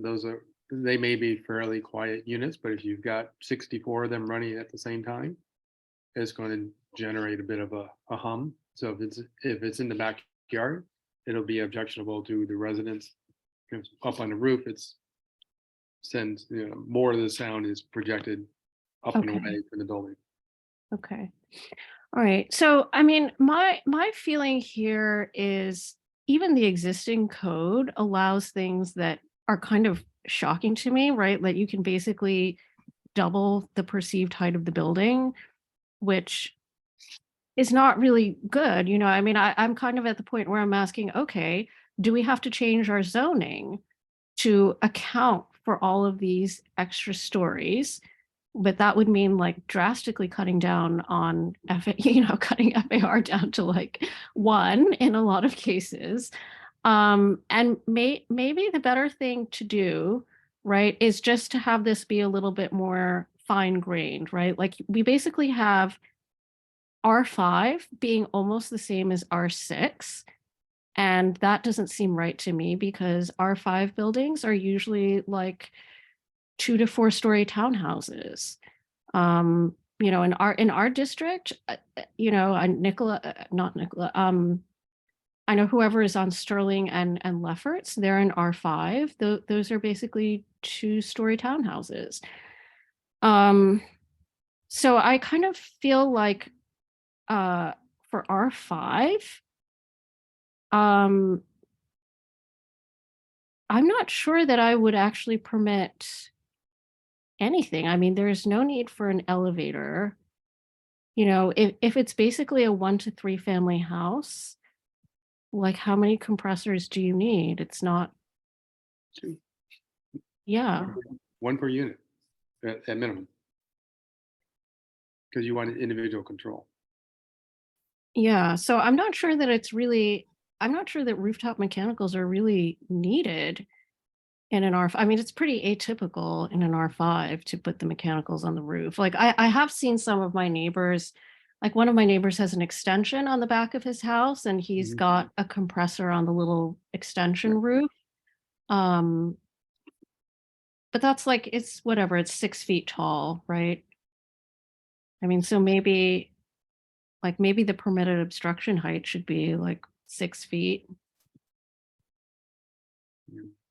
And then in R6 through R10, I think it should be more fine grained instead of just having one category for under 120 feet. Maybe for like between 30 and 60 feet is one category, between like 60 and 100 is another category, and then 100 to 120 is another category. I mean, honestly speaking, most of the buildings that I see are not taking up to 25 feet in height. Like, I think Patio Gardens has some mechanicals on the roof, and it looks like it's maybe 15 feet, 20 feet. And Patio Gardens is a pretty tall building. It's like 140 feet. That new building at 1 Sullivan has like mechanicals, has a bulkhead on top, and it looks like it's probably about 15 feet. These don't look as tall. I'm kind of surprised that the limit is 25 feet because I don't think most people are using that much. Right. Oh, yeah. And Sugi, I'm looking at Google Maps of 1 Prospect Park West. Yeah. And as I expected, they're using most of the roof surface for other purposes, basically for sellable purposes. So there are some large areas that are like green, they're probably like an astroturf type surfacing. So they're yards. And so rather than covering their building with one level of condensers, they put them all together to make So they just treated usable roof surface.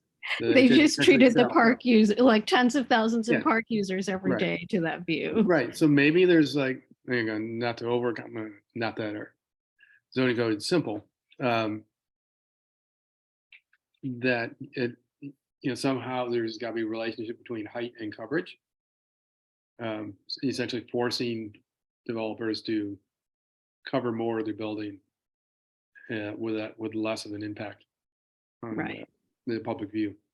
I think part of the problem with that one too is probably there's no open space, right? They probably fill their entire lot because it's a corner building. Yeah, there looks to be a narrow setback on the back of the building, so to the west of the building.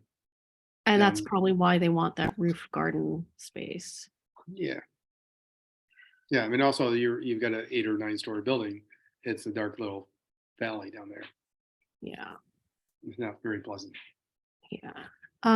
So yeah, my feeling is maybe something more fine grained. That building is probably it probably is about 120 feet tall, right? No, Zola says it's only 9 stories.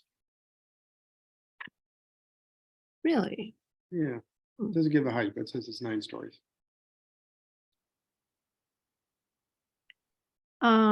Maybe it looks taller to me because of all those stories on top. Yeah.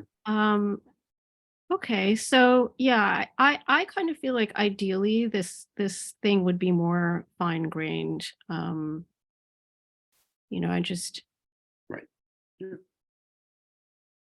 anybody else want to comment?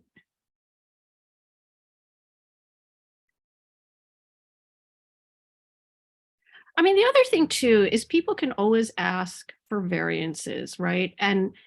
But the fact I don't think anybody has asked for a variance yet, have they? Andrew, have you ever asked for a variance for this kind of thing? I've asked for post PAs, post approval amendments to increase the height of mechanical spaces before, but those are, in those situations, it was like, the unit needed to be more efficient and we had to increase the size by like 6 inches. Right. On a 10-story building, you don't really notice that. I'm looking at, on Google Earth, I'm looking at where they've placed I guess condensers, compressors, ERVs, whatever you want to call them. And it seems to me if I'm reading the City of Yes proposal, it seems like it's 25 feet higher than the highest bulkhead instead of 25 feet higher than the roof plane. Is that correct? Because I think that distinction is significant. Yeah, because if the bulkhead itself is 15 feet, right? Yes. So I think that number one is a clarifying question. And then I think there's a reasonable roof level on which you could start to host these mechanical equipment and like all the pads and screens and whatever that would take that space. Right. Does that make Okay. sense? It does. It does. So I'm going to move on because we're only up to proposal 7 and we still have to discuss the borough president's plan. Okay. Allowing envelope retrofits to meet code. So we've talked about this before. I would just summarize this by saying, like, I don't have any comment on this in office districts or areas that are mostly new construction, but I think it would be really a shame to have this kind of cladding on our older brick buildings. I don't think the cladding is descriptive. I think it is an example of what it would look like to do, for example, an office to residential conversion in Midtown, which is a separate policy agenda item. The article that I shared with you, Suki, about the passive house conversion, which is explicitly noted as the example, criteria, and standard of excellence to meet to achieve these, I guess, incentives. All of that change happens inboard, and then an additional FAR would be allowed at the top. Does that make sense? So, I mean, but you're talking about existing buildings, right? And whatever they want to do inside the building is up to them, right? But if you're suggesting that additional FAR be allowed, then what you're asking for is they be allowed, like, let's say, you're living in a 6-story building. So you're saying that in exchange for putting some insulation inside the apartments, whether he chooses to do it inside or outside, that this guy should be allowed to add an extra story. I think 5%, you're going to get like half.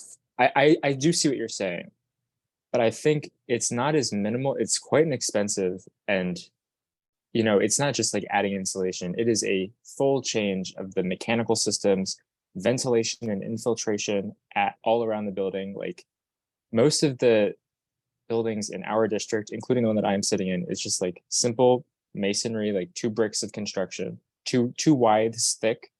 I'm looking at my window and it's a wood and vinyl window, and the lintel and the sill of the window are actually made of very old wood, and it has terrible heat retention. Not to mention that the fact that the window itself is a very bad, it doesn't trap heat that well. So the whole assembly of the building, this is a very expensive and very consuming thing that I don't think is going to be too common. Yeah, in it isn't our likely to district. happen, especially with a rent stabilized building. Yes, but I did give that example of the Albemarle Co-op interior retrofit, which if they had done it, if they, I guess, had waited for this to happen, they would have been able to add, I don't know, a 200-foot penthouse on top of that apartment building in exchange, which would be, in this world, exempted from ULURP. Is that what I'm understanding? That you do this, you get the free FAR, and it's exempted from ULURP? You know, that's a good question. I don't know if this is only for buildings that are already over their FAR or not. When I initially read it, I thought it was designed to allow buildings that might be over their FAR to retrofit, which sometimes happens. Yes, but we have other provisions that are just for overbuilt changes. Like we have provisions for that. This is specifically an incentive package for Right. energy code Right. compliance. I think it's for any building because they're trying to give them incentives. They realize that it's going to be a lot of money for them to retrofit these buildings. So I think that this was an additional incentive. Really Help. see it as being a huge financial incentive. I just see No. it as like kind of giving the green light to building owners who are like don't have the greatest taste and you know, don't really care that much anyway, to start slapping stucco on the outside of their buildings. You know, to really do the whole passive thing, that's like a whole kit and caboodle. And you know, I agree with you that it's not going to be common even in co-op buildings. You know, I think it's just much more likely that you'll get someone who's like tired of complying with whatever it is, that local law 11 or the pointing law, like just deciding that they're going to slap some styrofoam and stucco on the outside of their building, which would stink.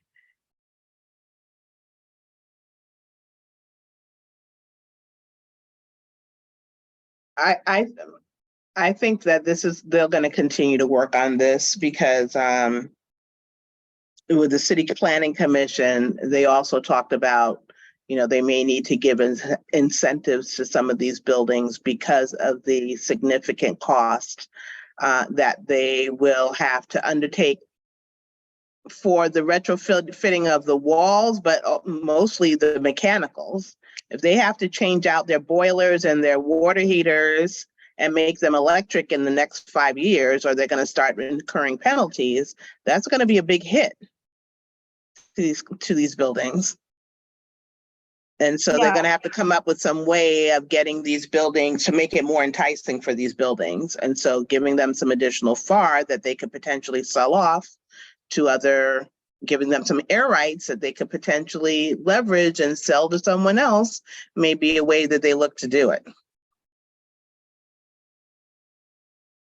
Yeah, I don't love these kinds of proposals. No. To me, it seems much more direct, to which we're already doing, to give people subsidies for those, you know, the new like those mini split heating or air conditioning units, or you know, incentives for solar panels, or incentives for new energy efficient windows, or you know, whatever it is. And I mean, my feeling too with a lot of these very old buildings that have probably never been renovated since they were built is they could probably significantly increase their efficiency with fairly simple steps, like, you know, even if they're not switching from, you know, there's buildings in our neighborhood that are still using oil heat. Just going from oil heat to gas heat is actually a major improvement. Or, you know, sealing up those leaky windows, maybe even putting storm windows on that. Actually, you know, I have old wood windows too, and the storm windows make a surprising difference.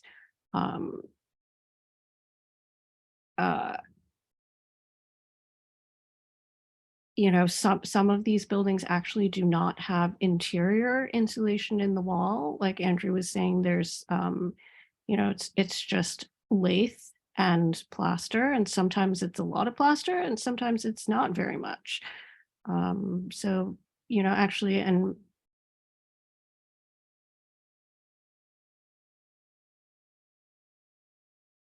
but so I also sent around this email about local law 97 because that's a big thing.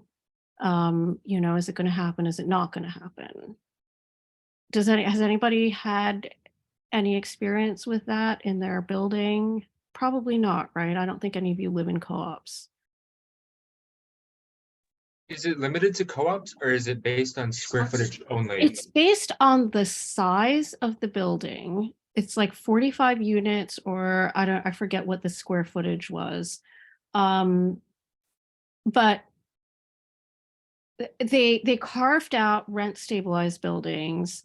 They carved out HDFCs and like a income limited co-ops. And so basically what's left is the office buildings, the larger new construction rentals, and the larger pre-war co-ops that really have to be concerned about this.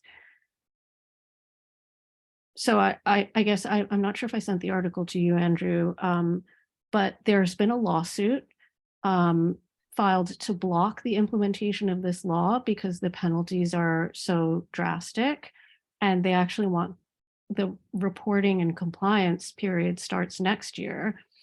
And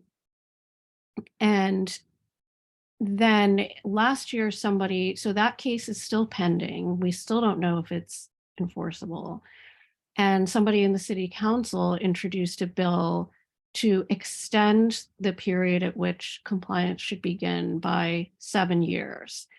I guess hoping that in that time, you know, with improvements in technology, maybe it gives some of these co-op buildings a little bit more time to build up their reserve funds or whatever, that this will be easier. Some of the legal analysis that I was reading is that it is likely to be struck down in terms of the penalties because they're very severe, and it's like taxation that the city can't impose. The city's not allowed to impose taxes, only the state is. So that's a big open question, whether that is actually going to happen or not.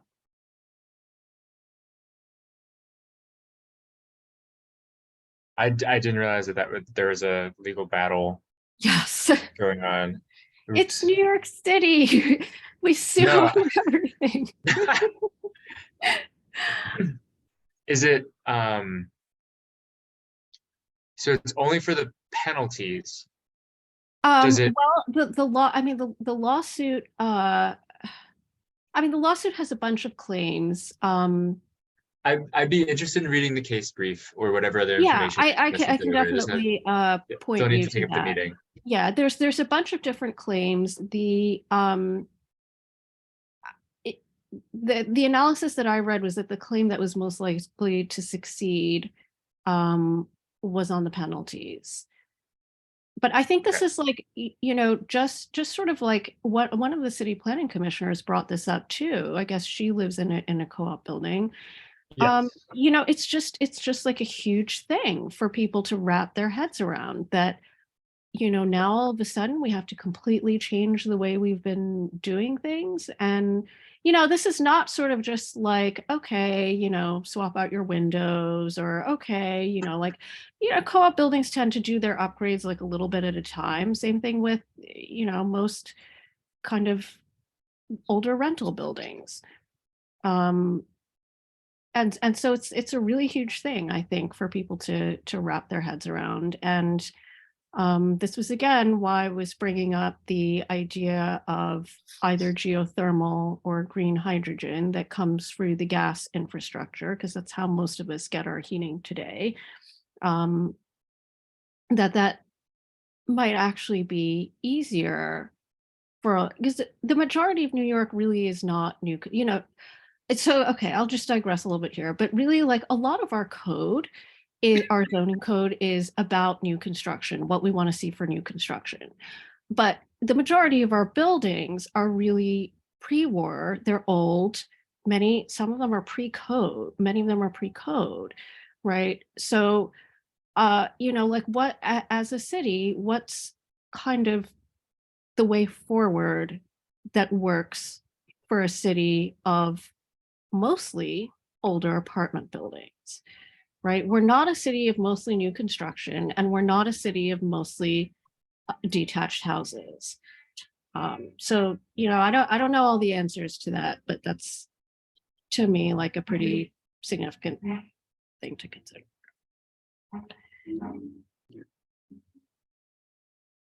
Okay. Do we have, it's getting late. Do we have any conclusions on this, or should we just keep working on it?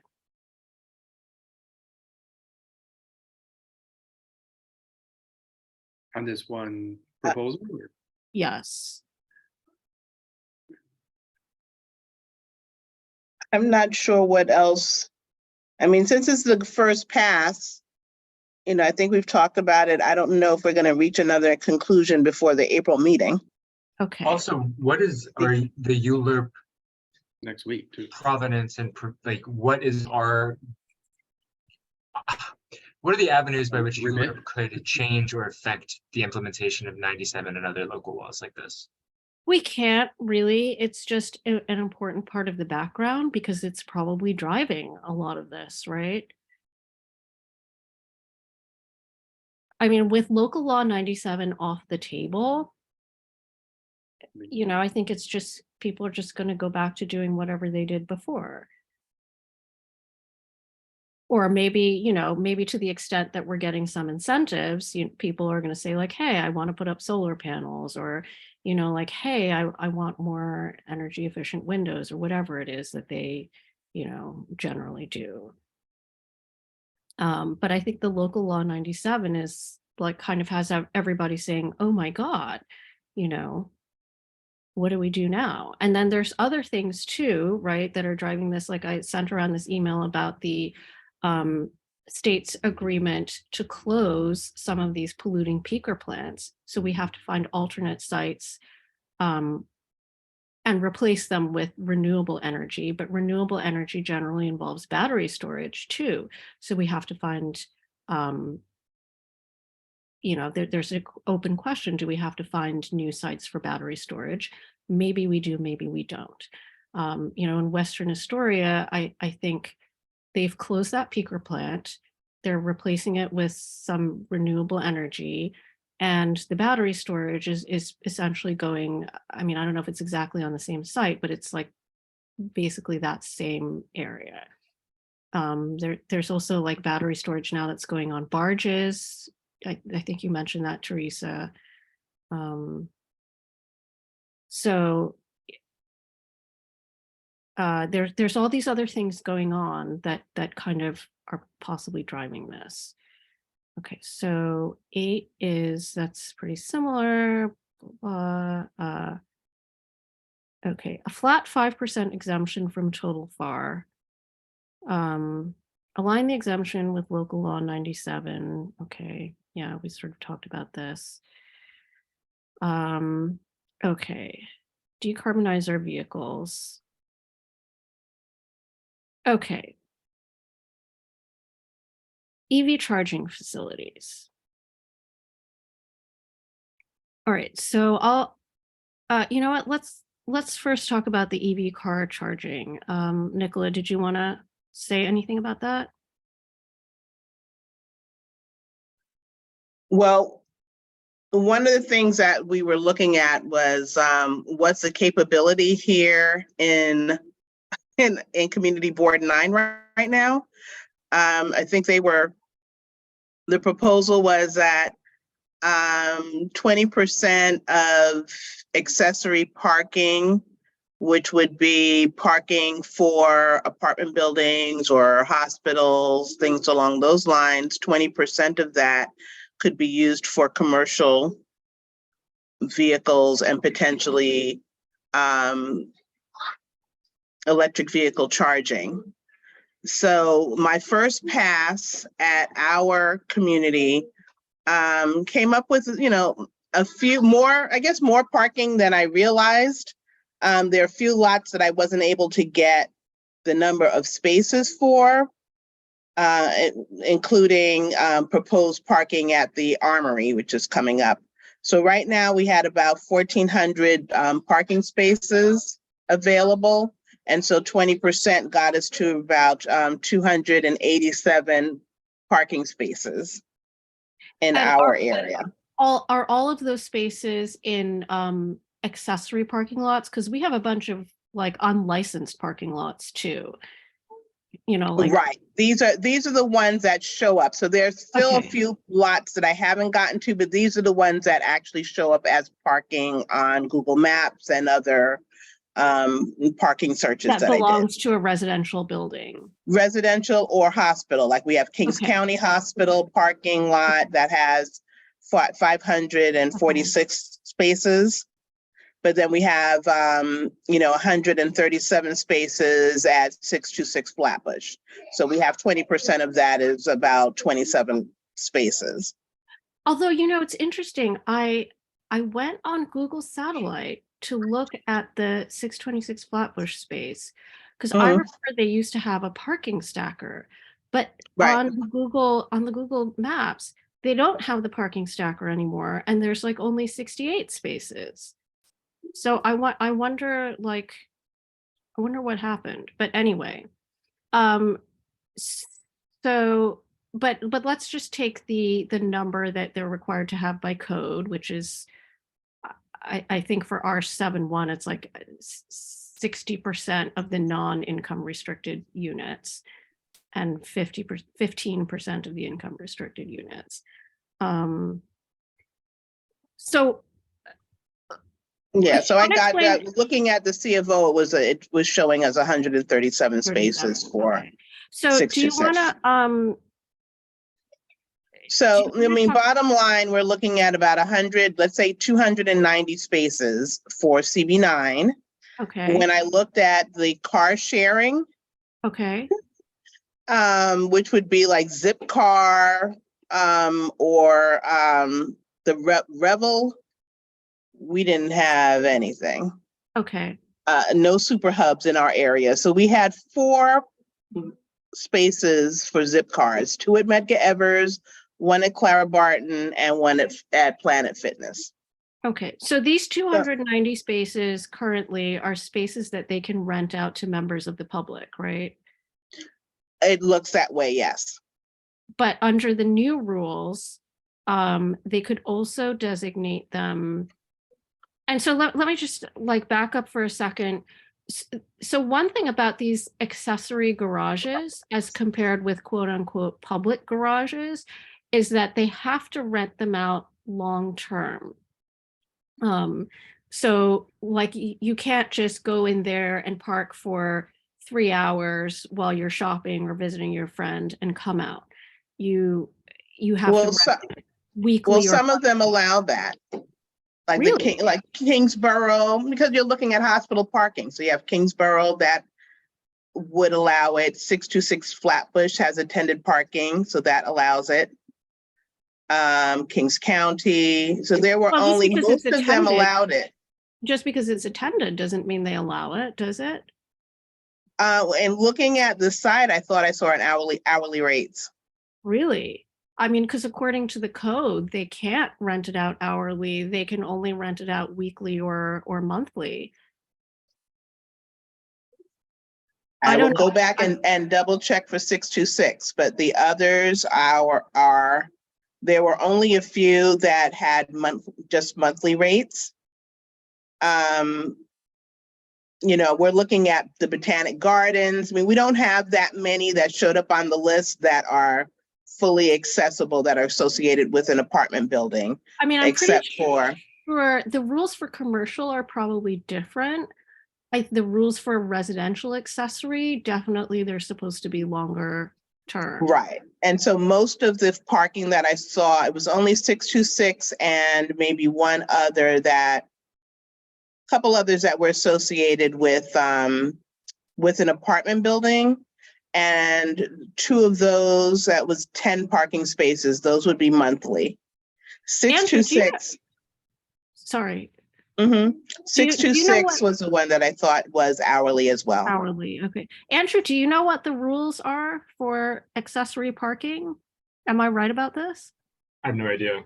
Sorry. But the Okay. bottom line is, I thought what we were trying to do here is look at, I mean, we can get exact numbers, but we're looking at the need for the community, and 280 parking spaces for charging.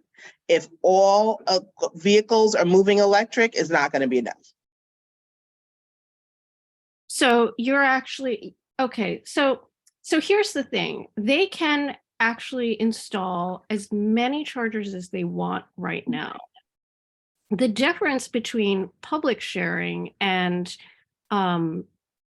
just having chargers in that garage is if there's no public charging allowed, that means that only people who are renting longer term parking can use it, whether that's their own residents or members of the public who have a longer term contract with them. Mhm. But if it's public charging, that means like somebody who, let's say, normally parks their car in the street can come in and charge for a few hours, and they'll have to pay whatever the hourly parking fee is on top of the charging rates. But they can come in and they can charge. So like, obviously for them to be able to rent out these spaces hourly is more profitable than to be renting it out monthly, right? So, if I were them, I would want to do as much hourly parking as possible. And EV charge, there's not going to be that much demand for hourly parking in a district like ours, just because there's street parking and metered parking and so on. But, with EV charging, maybe that level of demand goes up. So it reduces the number of spaces that are available to people who want or are willing to pay for long-term parking, or maybe it drives up the price, right? Like maybe now instead of paying $300 a month, they want you to pay $400 or $500 or $600 because they're going to be getting double that with hourly EV charging, because some of them are, some of these chargers are very fast. So that's kind of really the issue is it a loss of long-term parking to the community? But if you think that the community doesn't really want long-term garage parking, then maybe it's not an issue.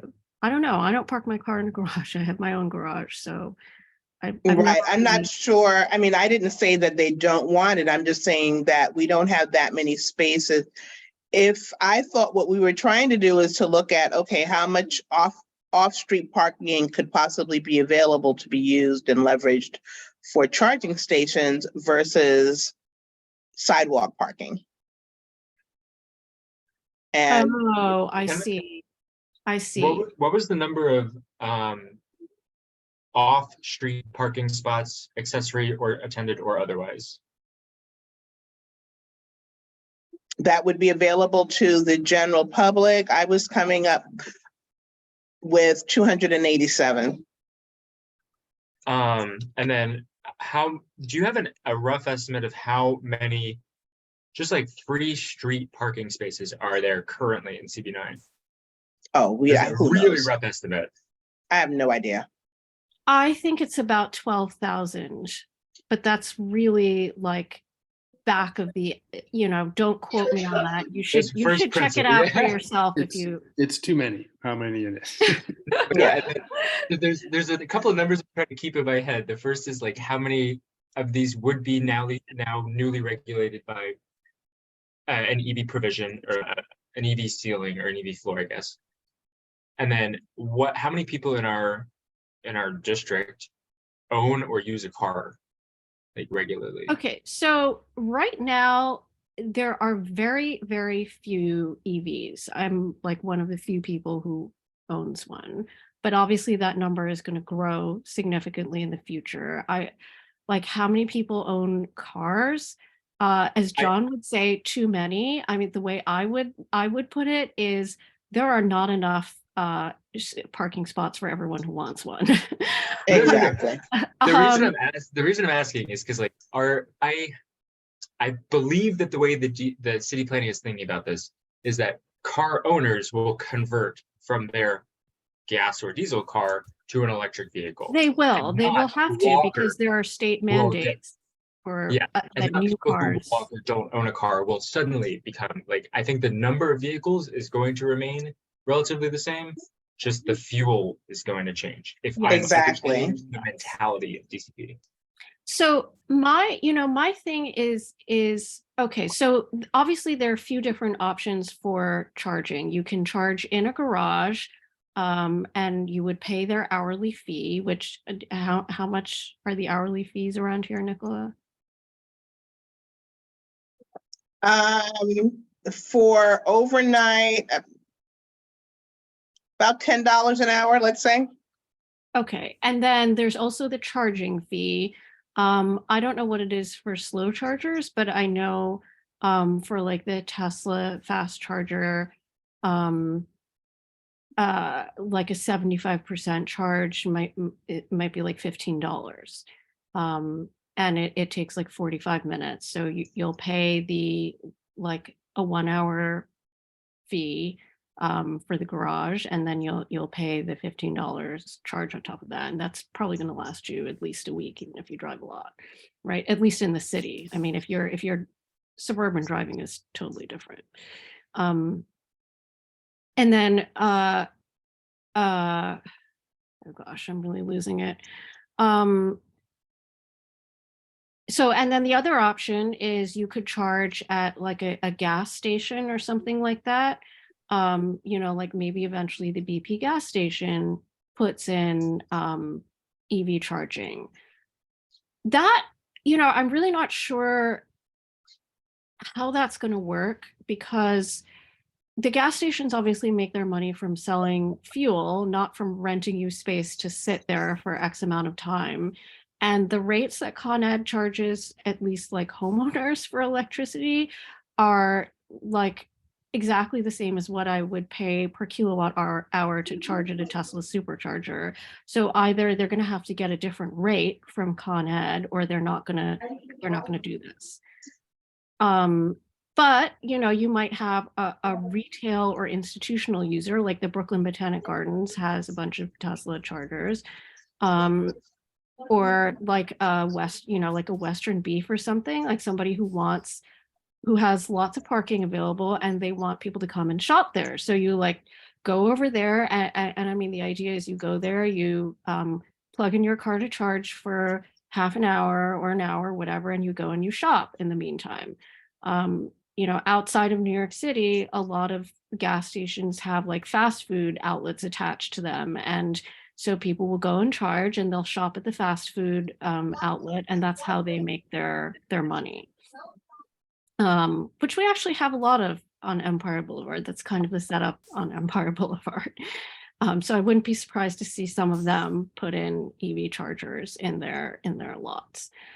And then the third way that you could charge your car if you don't have a driveway or a garage at home is curbside chargers, which the city has begun rolling out very, very, very slowly. I know there's one charger on Prospect Park West. There's one charger in Cobble Hill. I think there's a bunch of chargers in Gowanus. I don't know, there's probably a map that shows how many chargers there are in Brooklyn. We don't have any, like I said, except at the Botanic Gardens. And I feel like I saw an announcement where our elected officials were over at like SUNY Downstate or something, and they were installing some chargers over there. So like public EV charging, if it's in a free parking spot, you won't pay a fee except for the electricity. If you're in a metered spot, you're going to pay the metered price, which I don't know, what is it, like $1 or $2 an hour? Anybody know? So the garage No. charging is actually a little bit pricey, but I guess you would do it if you didn't have another option, right?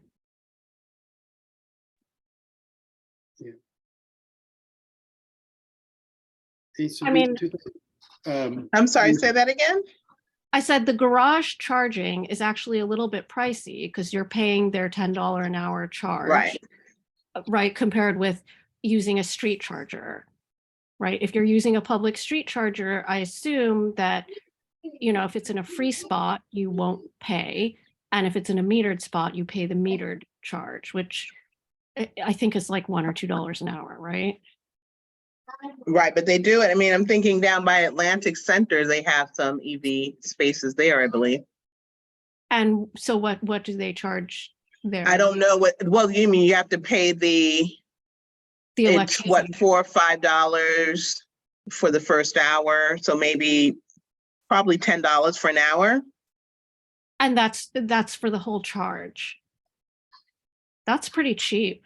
Well, I don't know what it is to charge. That's just to get into the place. I don't know what the charging is. Oh, wow. And is that street charging or is that garage? No, that's at Atlantic Center. Okay, the so it's a garage. garage then. Mhm.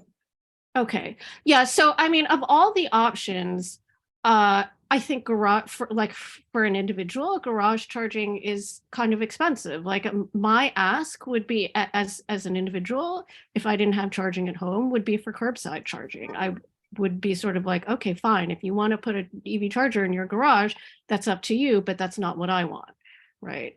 Mhm. Which opens a very thorny series of issues and about allocation of public property for private use. It's a topic that's under consideration in the city, that curbs and streets are public property, but we've relegated all the street to car drivers and vehicle drivers, and their storage of the private property on public property. So I can't go out and put a couch, or I can't even park a bicycle or a refrigerator on the curb without it being hauled away by sanitation. Right.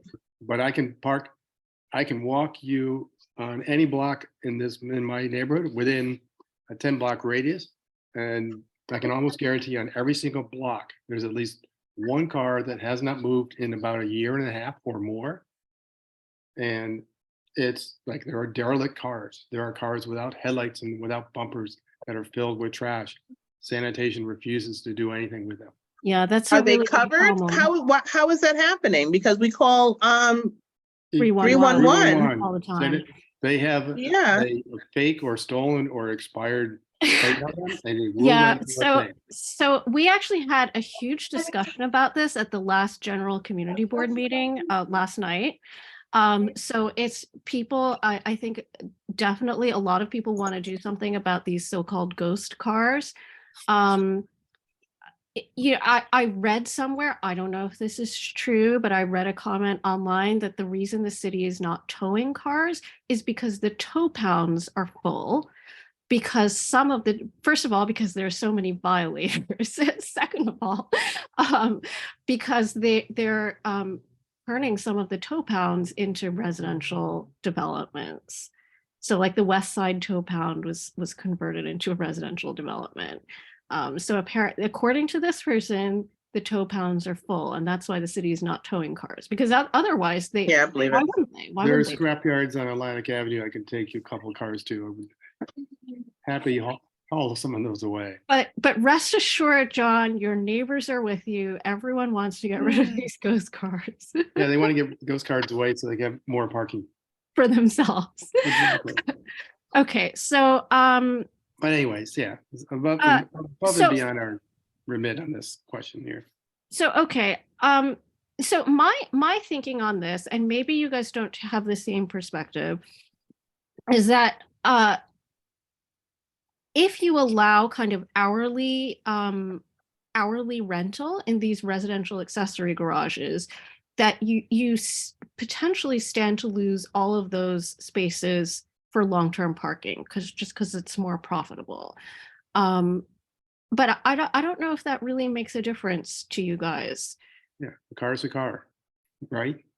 Whether it's on a curb or in a garage. It's So not a part right, because you're somewhere. not a driver, right, John? No, but it doesn't matter. I mean, it's all essentially it's like fungible space, right? I mean, if I live 3 blocks away, but I want to park in the garage because there's charging, and I don't have charging in front of my house or my apartment building, but the newer building has charging capacity in it. I would pay, if I had a car, and I would pay X dollars to have access to that. And someone who But lives in the building who doesn't want to charge their car doesn't, and they take. But so the I curb think spot. that I think maybe the point is more like what happens to the person who used to rent that space long term, but now the garage has raised the price of long-term parking or just like kicked them out, like just said, we're only going to use this for EV charging, or we're only going to rent this to trucks or something who can also pay a higher price. And so they've been kicked out, right? And now I they're think it's out in above the and street. beyond. That's above and beyond the Well, land use question.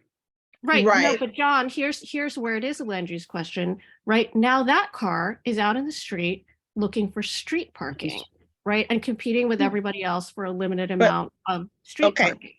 all right, Suki, we're going down because now the building still has a certain percentage of spaces that they're required to provide to the building, to the apartments, right? So that rule has not changed, Right. right? Right. These are accessory spaces. So then there's a certain percentage that they are allowed to rent to the public, whatever, but they have to keep a certain number for Right. the residents of their building. That's not Right. changing.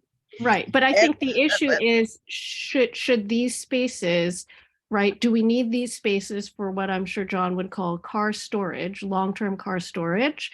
Or, are you willing to give up the car storage for EV charging?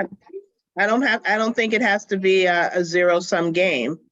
At some point in the near future, all of our cars, or the majority of the cars, are going to be electric according to the city's roadmap. Right. So but all the spaces will potentially have to have charging capability. And as long as the building can cycle through a certain number and they make a profit off of a certain number of spaces, because not everyone's keeping their car there all day. They may be going to work and coming home at night. So they're going to have enough spaces to make money. And let the buildings figure that out. That's not our call. Okay. I mean, if you guys don't really care about that, It's not that I don't care. I don't think we can make a decision for how the building operates. no, And that's because not- the zoning code does restrict these garages from renting out spaces hourly. Right. And that's not Simply, changing. If I had to guess as to why they do that, it's because the purpose of it, like actually says in the zoning code, the purpose is to provide long-term storage to keep cars off the street. This goes to your point, John, right? That in order to keep cars off the street, we want long-term car storage. But you're going to lose long-term car storage if you allow hourly rentals, because hourly rentals are much more profitable, right? So they're going to kick out the long-term renters and rent it for short-term. That's what it is, right? Is what is the purpose of a parking requirement?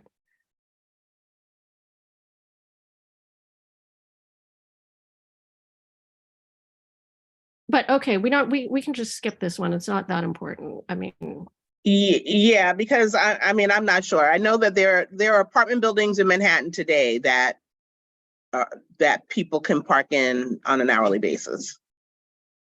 they might be public garages though. Maybe, There- or maybe there's widespread non-compliance with the rules, or maybe they get a waiver of the rules because Yeah, I don't know. It's in the bottom of an apartment building, whether it's public, private, whatever, I don't know. So I'm just assuming that it's something along those lines. Okay, so similar story with commercial vehicles, right? I mean, there's trucks that park in our neighborhood. But if we want to get them off the streets, do we let them park in these accessory garages?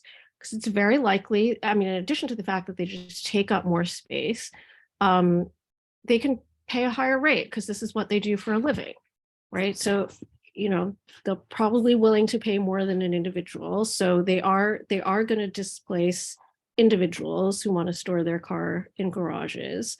But it may free up street spaces, or it may just attract a whole bunch of trucks from around Brooklyn, that I don't know. I think the turning radius of a truck that you're describing is not likely to fit in a sub-building parking complex.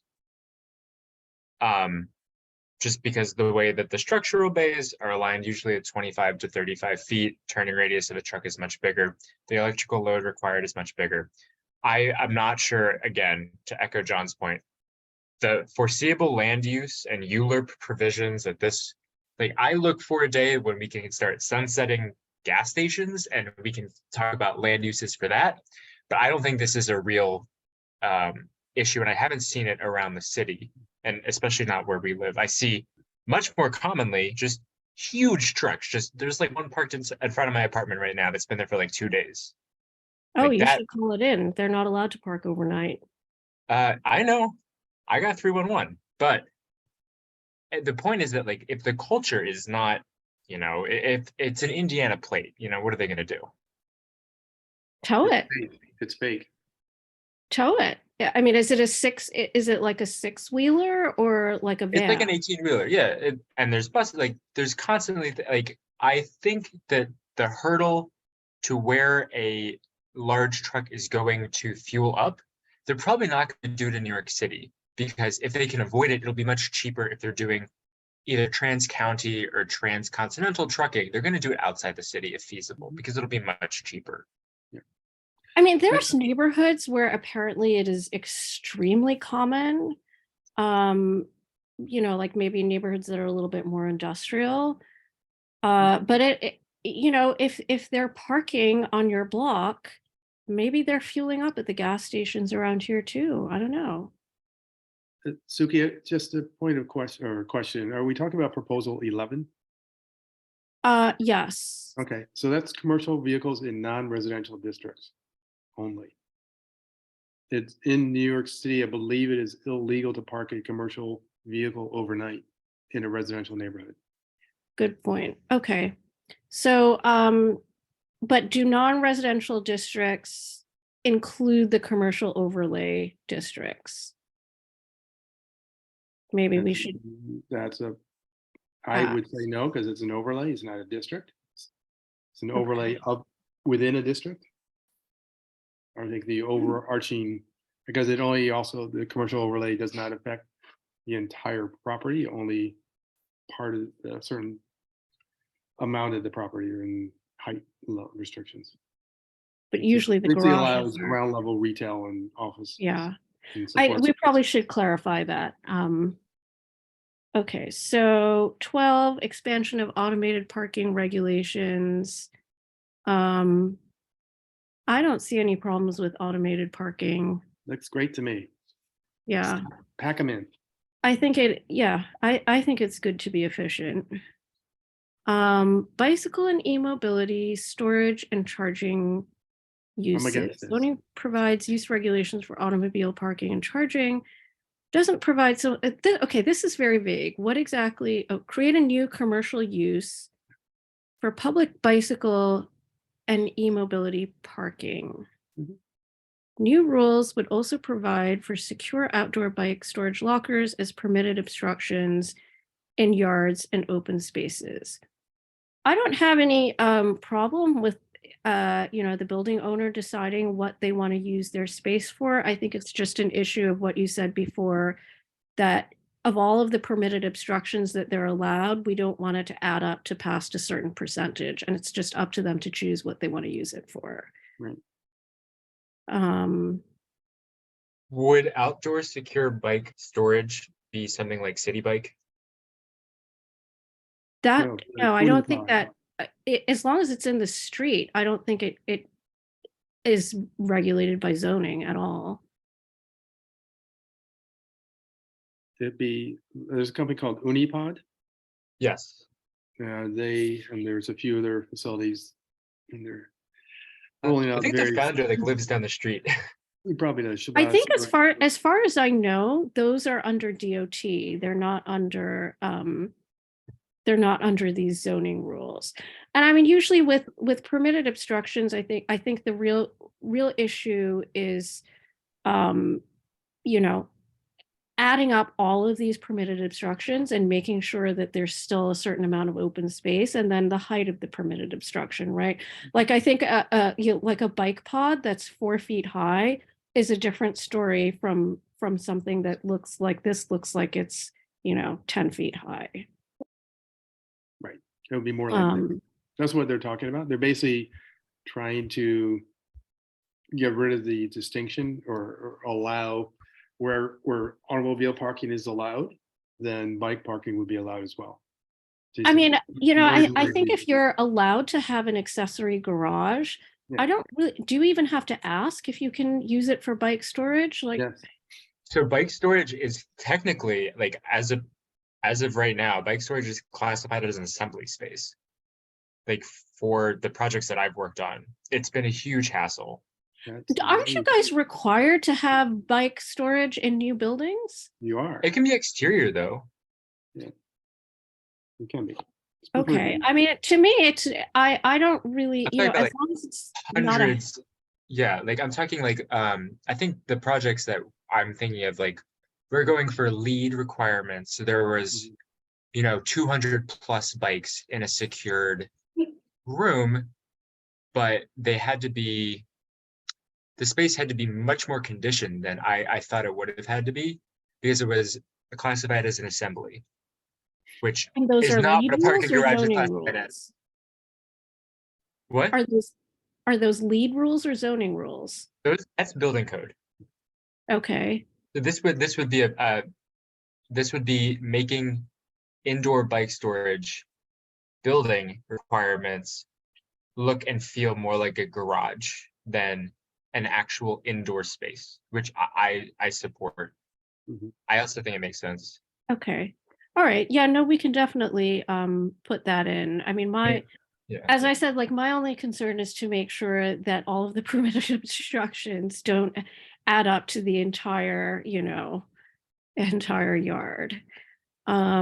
It's really Yeah, up to, as an e-biker, it's very difficult to find a place to park your bike that's safe. If, say, you want to go to a doctor's appointment or just about anywhere, it's almost impossible to find safe biking anywhere in the city.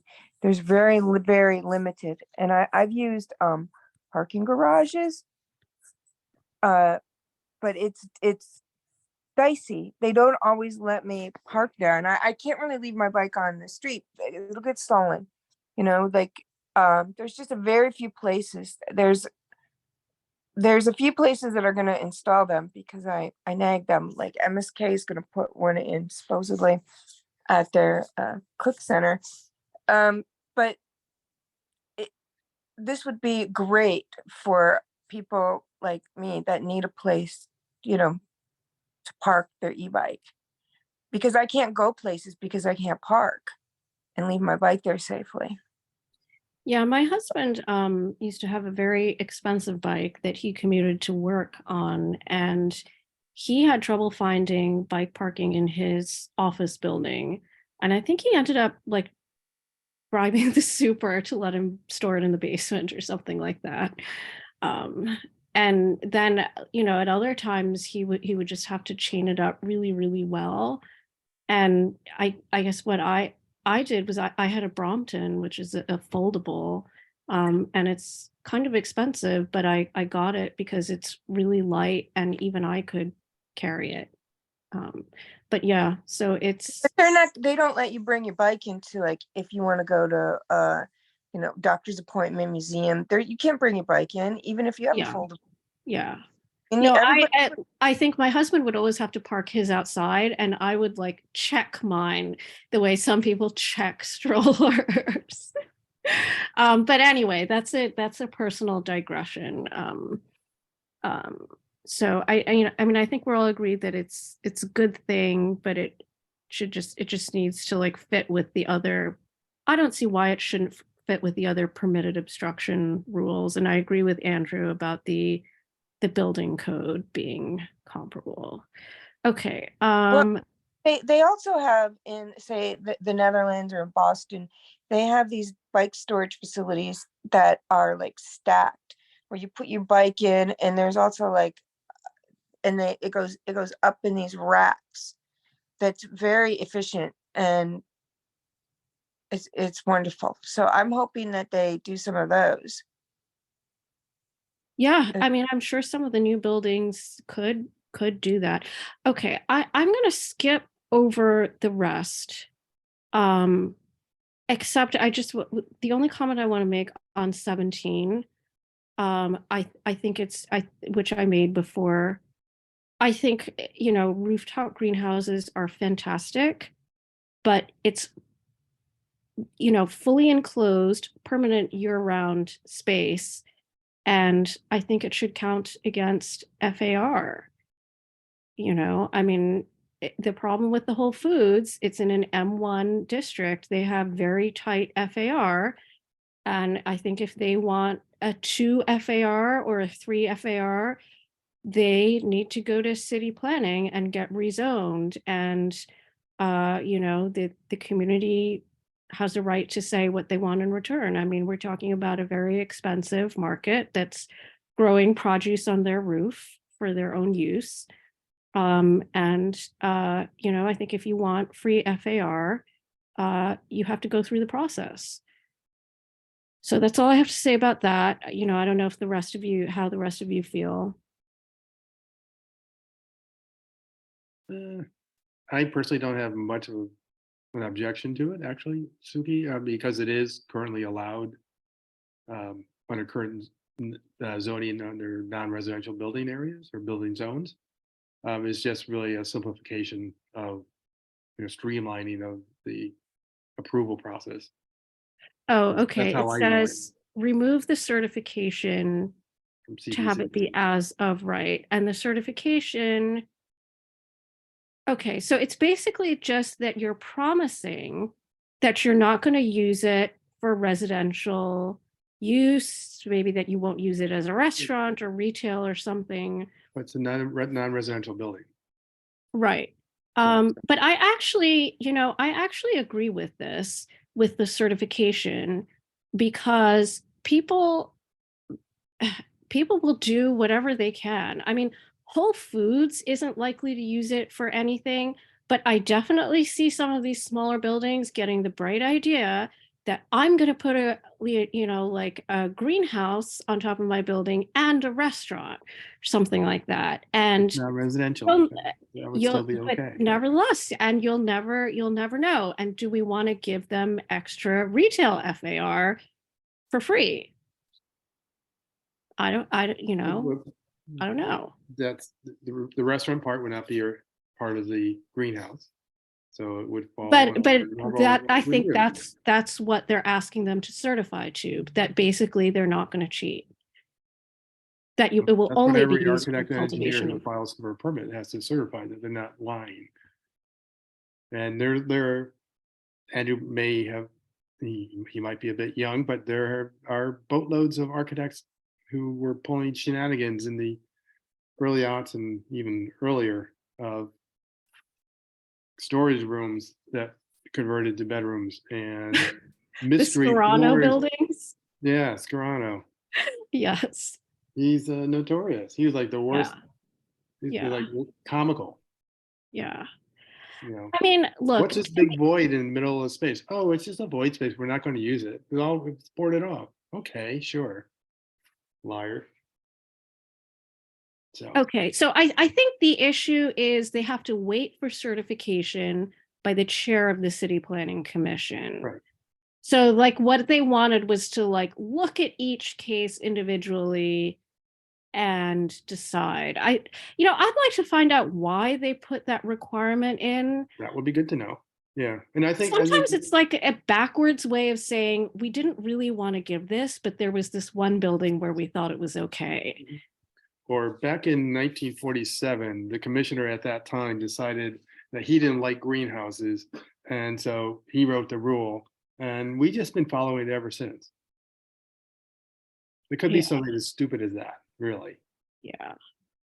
So Okay. So the other thing, sorry, is if this is going to become a thing that is more, sort of, we'll call it popular, or happens more often and more frequently, CBC commissioner is not going to be able to spend 4 hours every single day reviewing greenhouse applications.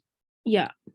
I mean, I certainly would love to see greenhouses on the roofs of our supermarkets, which are in residential zoning.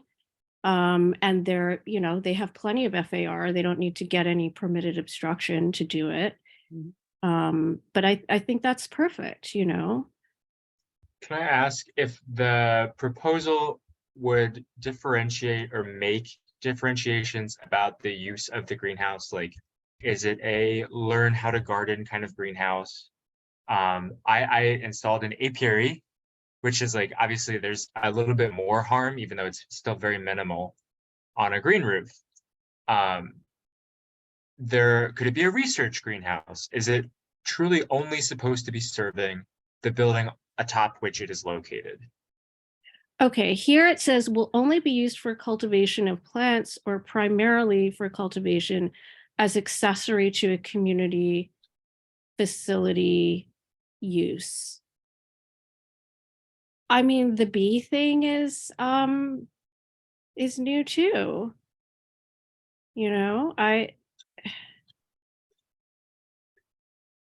I think Whole Foods also has a very small bee thing, to use your words, on top of their Gowanus location as well. Right. But well, I don't know I if would that's- imagine that the bee thing is not enclosed, right? Do they let the bees fly out, or do they keep the bees in the greenhouse? I don't think any of it is fully enclosed. Because I think in that specific example, the bees are local pollinators, as in the South Brooklyn region that they're in, but also active pollinators for the plants that are requiring that service inside In the the greenhouse. greenhouse, right? But I think the management of that gets a little dicier. This is a kind of this is an accessory to an accessory use. So Yeah. they've talked about. I mean, I think it's one of those honestly, I think it's one of those things where if it's pretty small, nobody's ever really going to know unless and until there's an accident or someone gets stung or something like that. And then they'll throw every like rule in the book at you. Right. So like, I wouldn't be too concerned about it unless you're planning to run a beekeeping operation. No, I want to see more of them, but I don't want to see I don't want to see certification process hold that part back, or other like researchers, like seed libraries, or all these other things that could come from a greenhouse usage. Yeah. Outside of what they're very explicitly denoting as cultivation of produce for the spot. Right. No, I mean, I think what John's point was a good one, that this is really about, do we want a certification process or not? And I think it would be good to find out why they chose to do this. But, I certainly don't think the chair has the capability to certify like hundreds of these every year. That would be ridiculous. All right, so it's 10 o'clock, so I'm gonna finish up, and we were supposed to talk about the Brooklyn Borough President's plan. And it looks like we lost Esteban, which is a shame. So, okay. He wasn't on very long, so. Yeah, well, he was up in Albany. He got arrested. Yeah. I feel really bad. Yeah. So has everybody read this comprehensive plan? Or this background, this existing conditions thing? Yeah, I mean, I've looked at it, and I think, as we've discussed before, you know, they're using this. I'm assuming that this is paving the way for, you know, rezonings, adding development in the communities. We're a dense enough community. We have affordable housing. We need to maintain the housing that is already here, that's already affordable. Adding additional development is not it's not a priority for Community Board 9. We already have Franklin Avenue that's about to be developed. We have the associated parking lot already being developed. We have Vital Brooklyn that's already underway. And we're already one of the densest areas of Brooklyn. So No more. I agree with all of those things. Does anybody else, was there anything in this report, any of these maps or indicators that jumped out at you that you want to comment on? Is this the report that has the clause about towers will be good for our health? I'm Yeah. sending you the link to the report, Teresa. I'm not sure which. I'll read it over. Yeah, I agree with Nicole. We also have the, you know, there's the hotel going up on Empire. There's so much development that's happening. You know, we have the church that got developed. We had the corner of Bedford and Rogers and Empire that just got developed and is both of those are housing, like homeless housing, basically.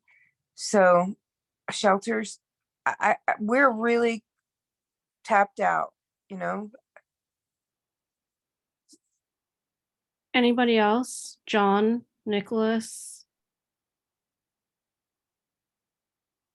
I've only skimmed the report, so, but I mean, just, you know, even looking at, you know, walking the neighborhood, there are limited areas for additional development, but, you know, those will happen. And, you know, there's every block, there's like a new 5-story building going up on a former 20-foot building. And then remember, Brooklyn is a big borough. Yeah, All development does not have to happen in Community Board 8 and 9. right. Exactly. And that's what's happening. Nicholas, anything jump out at you from this report? So what regarding the parking? Not so much. I think you're just going to get a lot more on-street parking than anything else. I think that's educating for that. So actually, maybe that's something that we should tell the borough president, that he did, one of the indicators that he didn't look at was the number of parking spaces. Maybe somebody wants to, you know, to help him do a survey on that. I know some people don't like this, but it matters a lot to some people. So it's probably something that he should look at. What else can I say? Okay, so let me share my screen. There are a bunch of things that I noticed. Okay.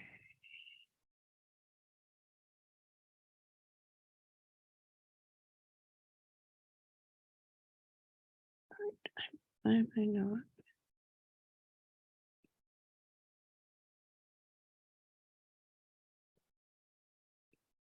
Okay, bear with me here. Okay, here we go. Okay, so the things that jumped out at me obviously were land use and housing.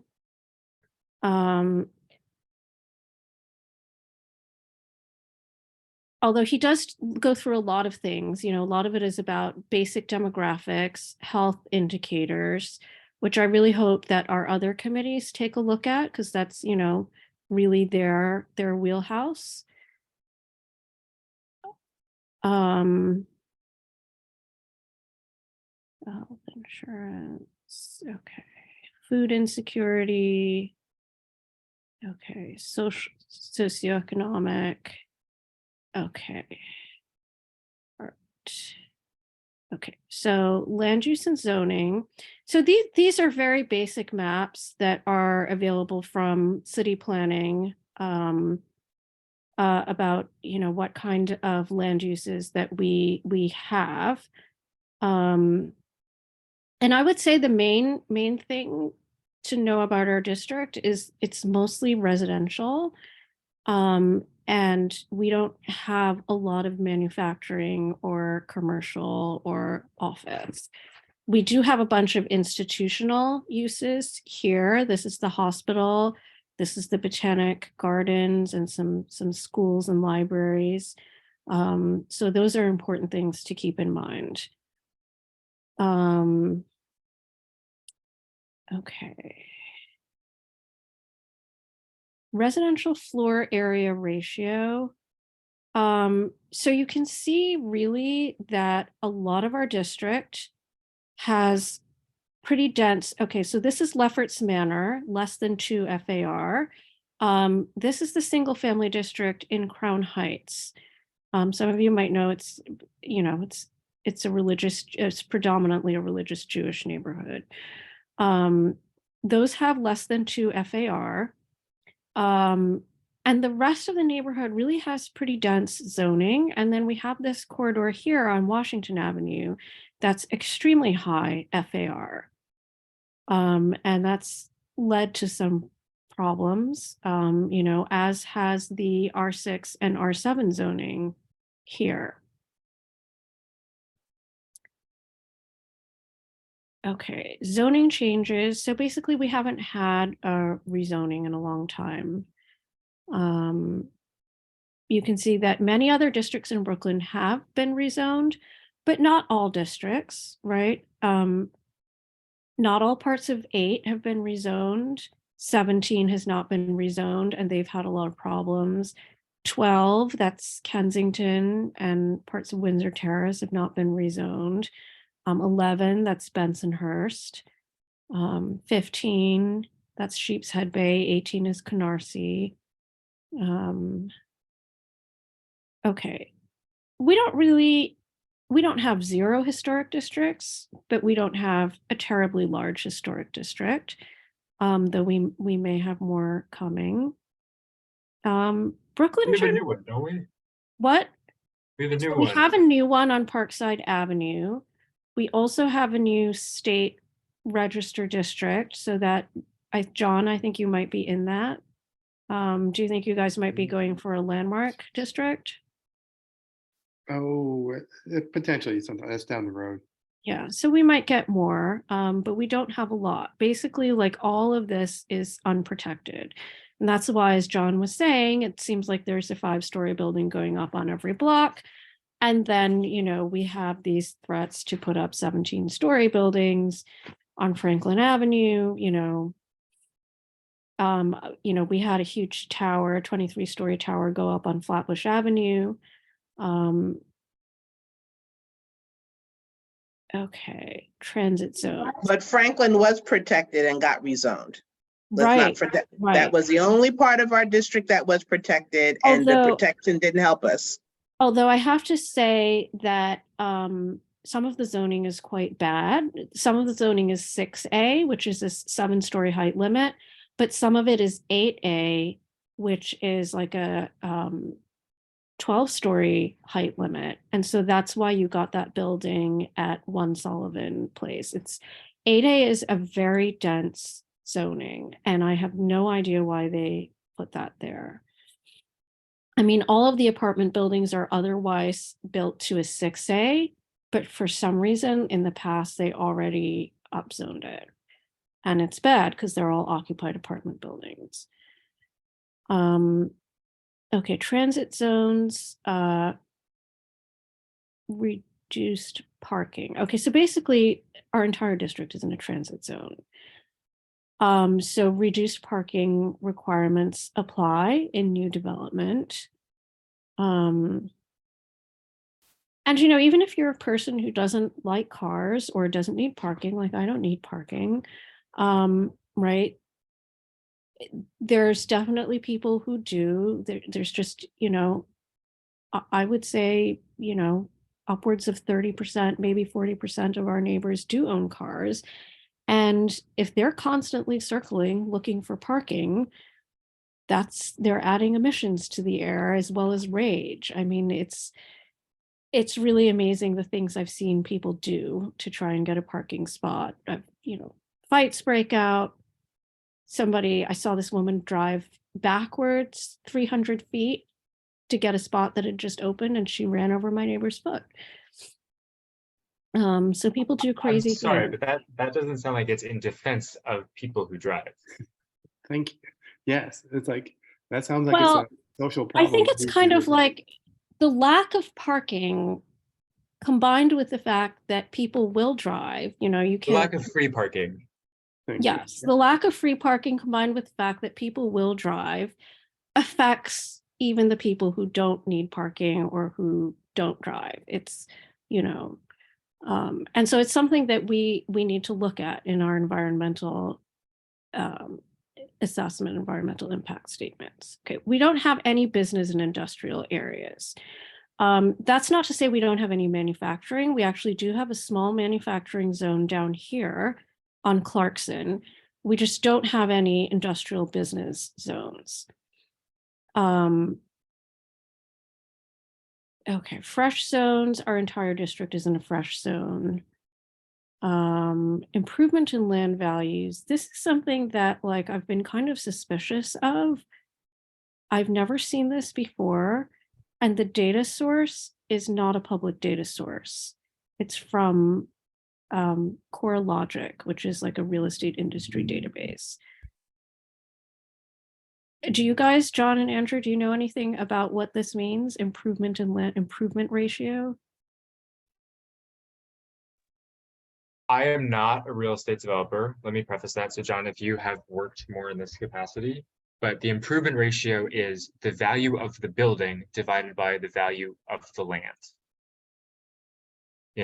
So if you build $1 million mansion on $1 million piece of land, that has an improvement ratio of 1. So the two things that affect improvement ratio, and this is probably the most important map in the set, because this will impact where they think land is undervalued, like on Empire Boulevard, for example, where the improvement is very low, despite having capacity for more stuff, theoretically.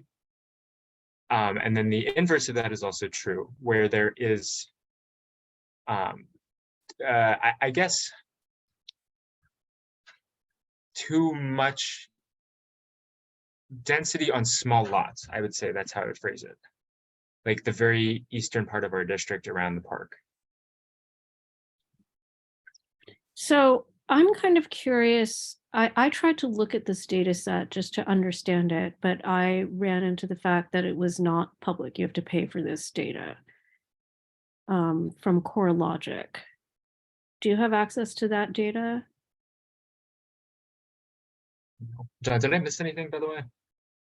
No, I was just asking if you have access to the CoreLogic database, because I tried to look at this to understand how they were calculating these values, and I ran into the fact that it's not a public database. It is probably their version of like a Zestimate, let's say, like a marketing approach to determining the value of just the land, the parcel based on its development capacity. That's the denominator, and then the value of the structure on top is the numerator. So those are both, that's the state appraisal and the state appraisal plus or minus market fluctuation on the top, and then on the bottom is their version of how much they think the land by itself is worth. And how do they estimate that? Because isn't land value based on the zoning? Yes, it is in part. But this is, you know, confidential, and this is, what's the word? Sorry, it's late. This is, yeah, it'll come to me. Okay, well, you know, I guess maybe this is something that we should be aware of, but in terms of community, people planning for the community, I don't know that. I mean, I'll just say this much, like legally speaking, or maybe not legally speaking, but most planners consider the concept of best and highest use. But that doesn't necessarily mean most profitable. I think there have been some like legal cases about this, that it doesn't necessarily mean most profitable. I usually interpret it as being most suitable based on a variety of factors. So like, you know, for example, if you have a bunch of, and I think this was really the reason why they developed the first zoning code in 1916 or 1921 or whatever it was. You know, if you have a bunch of lovely mansions on Fifth Avenue and people start putting polluting factories in the middle of it with hordes of workers going in and out every day, that's lowering the value of all of these other property owners. And so they wanted to have zoning to separate commercial and residential uses. They also wanted to have zoning to not have, you know, automobile uses in the middle of residential housing. And in those days too, I think, you know, maybe there were still some horse carriages that, you know, they don't want that like in the, so that's kind of why we have zones like Empire Boulevard. But so yeah, that's how I usually think of it, right? Like it's not terribly suitable to put a factory in the middle of a district that's predominantly residential housing. But even in terms of like where you want to put a factory, or you know, where you want to put you know, a certain type of power plant or a waste transfer facility, you might have to put that near the water, right? If the garbage has to be transferred by barge, for example. Or I think you you're might, correct, but I don't think this breaks down by use. I think this is like right, a hospital is an expensive building. Like that's why the hospital system at the lower center of the district is gets bright orange. a very bright orange. But they also have a huge amount of land, right? So what's that land otherwise worth? I mean, they're in R5 zoning, so that must be influencing the land value. Yes, I would say that that's fair. I mean, hospitals are very expensive, so if I don't know how they're taking the property data either, if they're considering all of it under one owner to be one value, or if they're considering each parcel within the property to be assessed at a different value. And then the other thing is, I know I've heard also that institutional is very expensive to build, but what is that worth on the market, right? Because these are public hospitals. They, you know, they have to provide for indigent patients. I know I've heard Warren say several times our district has very high Medicaid usage rates. It's been a big thing with our politicians that SUNY downstate has a huge deficit, and you know, they feel like we should be more funded as a matter of equity. So like what is it if the operation runs at a deficit, right? What is it worth? And I believe that that was part of what was behind Vital Brooklyn, is that you had these hospitals owned all of these lots that they weren't even necessarily using, and they had a huge deficit with the state. So you know, like what do you say, how do you say what something is worth? I mean, I'm not saying that that land should all be converted to residential. I have my own, opinions about that are kind of complicated, but I'm just kind of questioning like how they come up with these numbers, right? I think it's proprietary, unfortunately. But I Yeah. do think that this is going to be, this is kind of the developer's Viewpoint. viewpoint on where it is most, where you get the most return for a large rezoning, not a spot rezoning. Interesting. Okay. So that is something to be aware of. But as I said, I think even from that point of view, I kind of question the like how much sense that actually makes, right? Because like a public hospital is not a profit-making operation. Most hospitals actually aren't. Even private hospitals are subsidized by donations. So even though the building was expensive to build, like as a use, is it profitable? I don't know. That's how I would, right, see it. But okay, anyway. I don't think that's all that relevant to the community. Okay. So recent development, buildings completed since 2010. So we have quite a lot. I don't think we're the most. We're not the least. Recent alterations. I mean, we've gotten some of those too, like Nicholas has one on his block. I think they added 2 stories to a 2-story building. Okay, so housing. All right, this is where I have an issue. Page 59. Rent stabilized units, generally found in buildings of 6 units or more built before 1973, make up the highest share of rental apartments in Eastern Brooklyn neighborhoods. On the other hand, Crown Heights, Prospect Lefferts Gardens, and Prospect Park South have the lowest proportion of rent stabilized units in the borough. Okay, so this is completely contradictory to everything else that I've seen from other city data sources. I know that city planning put together something called the Equitable Development Explorer that says that 68% of our housing units are rent stabilized, which would make it one of the highest, if not the highest percentage in the borough.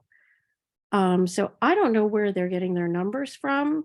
And Esteban and I had a conversation about this because I tried to independently check the number of buildings that would be rent stabilized against DHCR's lists. And what we found was that DHCR's lists are very incomplete, that a lot of rent stabilized buildings don't register or they don't register on time. And, like people who live on my block that I know are in rent stabilized buildings, their buildings weren't on the list. And so we started talking about this. And then a bunch of articles showed up in City Limits saying that this is a big problem citywide, that these rent stabilized buildings appear to be disappearing from the rolls. And it might be an accident, it might be on purpose. We don't know. But I think the point is that the state agency that's responsible for this needs to be responsible for this. And if it's the case that 68% of our housing is rent stabilized, and all of a sudden, like half of it goes missing, that's a huge, huge impact on our district. And whether or not you live in rent stabilized housing, you have to care about that. It would be just enormously disruptive to our district to not, try to do something about that. So does anyone want to comment?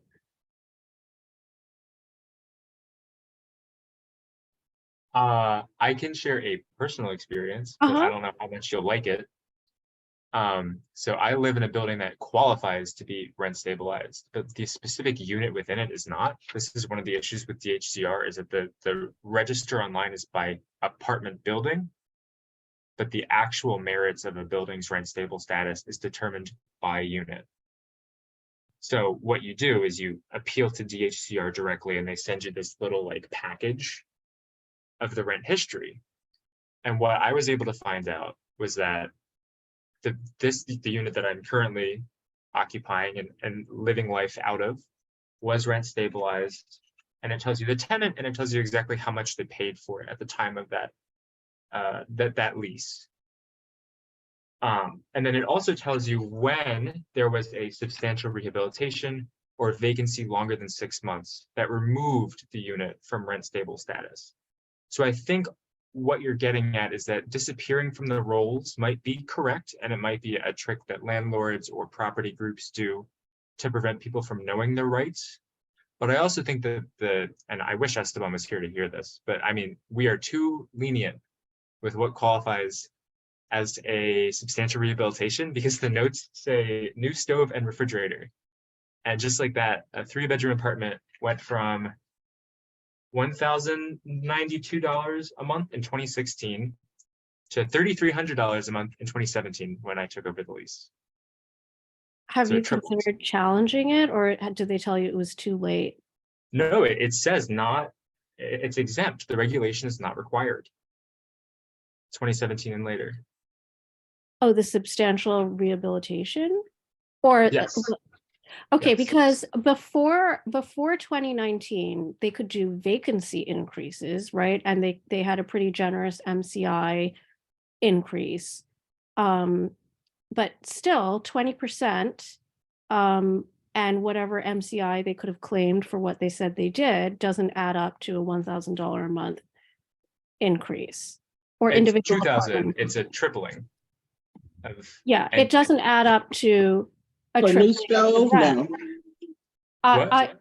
I mean, maybe we should take this offline, but yeah, I would possible. absolutely encourage you to talk to Esteban to see what you can do about it. There's usually like a 4-year look back for challenging your rent, but that doesn't mean you can't ask him what the what the open avenues are. And this is another problem that I think should be addressed, is that only the tenant can get the rental history of the apartment, right? So basically only DHCR and the tenant can know the rental history of the apartment. And if the tenant doesn't know that they should ask for it, they'll never know if they are stabilized, if they should have been, whatever. But to round out the story, there's Yeah. a map and a couple of slides about displacement value. And like unwittingly, this was still cheaper for me to move in here than where I was living in Manhattan previously. Right. So that's another piece of the puzzle, is that even taking rent stable markets out of commission and making it market value, it's still a displacement risk that's exacerbated. Yeah. No, I definitely think So I apologize to people who lived in this apartment before me. I feel very guilty, and I wish I'd never looked this information up, but now I know.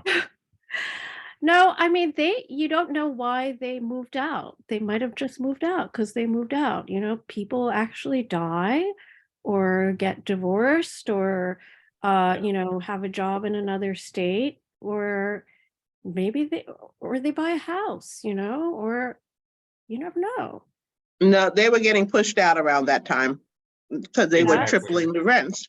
I think that's very, very likely. But to me, it sounds like they did not legitimately triple your rent. Mm-mm. And I would say talk to Esteban and see if there's anything that can actually be done. And But- you are not alone. I mean, that's part of the problem with this Yeah. area. As we said, we need to protect the affordable housing that has existed in this community. But because of things like this that go under the radar, units are being taken out and flipped over to market rate and continuing to rise. But So there's let me ask you no a question, development. Andrew. at the same time, like this is the same number of apartments, the same number of bedrooms. Yeah. There's displacement without any investment, which is quite frustrating. Let me ask you a question.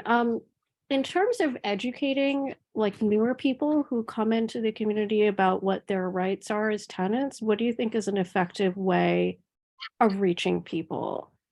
I literally only know about this because there was an Instagram post like in 2021 about reaching out to DHCR. And that's what I did. I would have no idea otherwise. I mean, I'm almost thinking like, again, this is like the lawyer in me talking, I guess, that there should be some sort of mandatory notice on the lease that you have the right to look at your rental history, et cetera, et cetera. But I bet your lease didn't say you were rent stabilized, right? It did not say that, but Yeah. Yeah. So Sorry. maybe that's if the landlords are not going to do the right thing anyway, it's not very helpful. I mean, the other thing possibly is, you know, in any building that has been rent stabilized in the last 10 years, that they should be required to post a notice in the lobby that says like, you may be rent stabilized and here's where you can look up your rights or something like that. I don't know. What do you think would work? I totally depend. The outreach method depends on who you're trying to reach.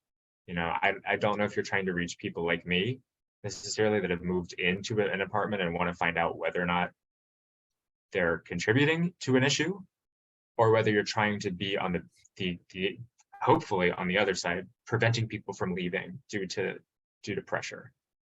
I mean, I think it's both, right? Like, I think for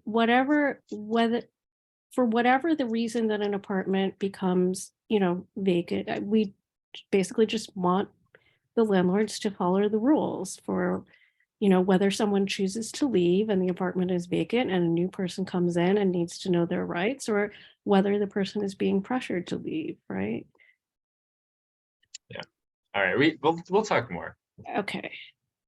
All right. So, but I'm kind of disturbed, like it's a little bit disturbing to me that they would say that it's pretty much the opposite of, you know, what we would otherwise know to be true. And I reached out to them and I asked them where they got their numbers from, and they never answered me. I think they just threw that out there just to see what we would say. But you know, we started looking into the issues, and I think that was a good thing. Okay, so here's the other problem chart. Okay, so this is housing unit change 2010 to 2020. You can see the orange is they lost units. Light blue is gained between 2 and 25 units. Dark blue gained between 26 and 74, and darkest blue gained between 75 and 741. So again, I don't know how they got this, but it's just wrong. Like right here, this is the Flatbush Avenue Census District. This is where 33 Lincoln and 626 Flatbush are. They both went up kind of in the mid, like around 2014, 2015. One of them is like 121 units. The other one is 250 units. And this has a light blue color, which is gained between 2 and 25 units. So the only way that this could be possible is if we lost 300 units, but as I'm sure you know, Andrew, these are all the rent stabilized buildings on Ocean Avenue and patio gardens. So, you know, we didn't lose units. No, I don't think anybody got demolished in this row. So that was a big red flag for me.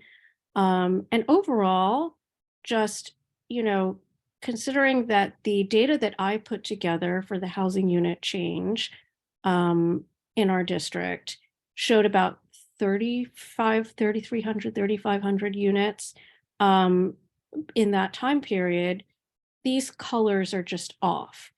And it's funny, it's almost like they're missing developments altogether. which they weren't missing in their other graph in terms of like new buildings. They got all of the new buildings. They actually saw the new buildings here. They just didn't count them correctly. So I don't know what's going on. You know, again, I asked them about it and they were like, we'll talk to RPA, our consultants. It's like, okay. But I just want to show you guys Hey, what hey, Suki, I'm sorry to interrupt, but we should be heading towards wrapping up. We're way Okay. over past Okay. time here. Thanks. So that's pretty much it. We don't have a lot of income restricted housing and zoning, but what we do have is the rent stabilized housing. So anybody have anything they want to add?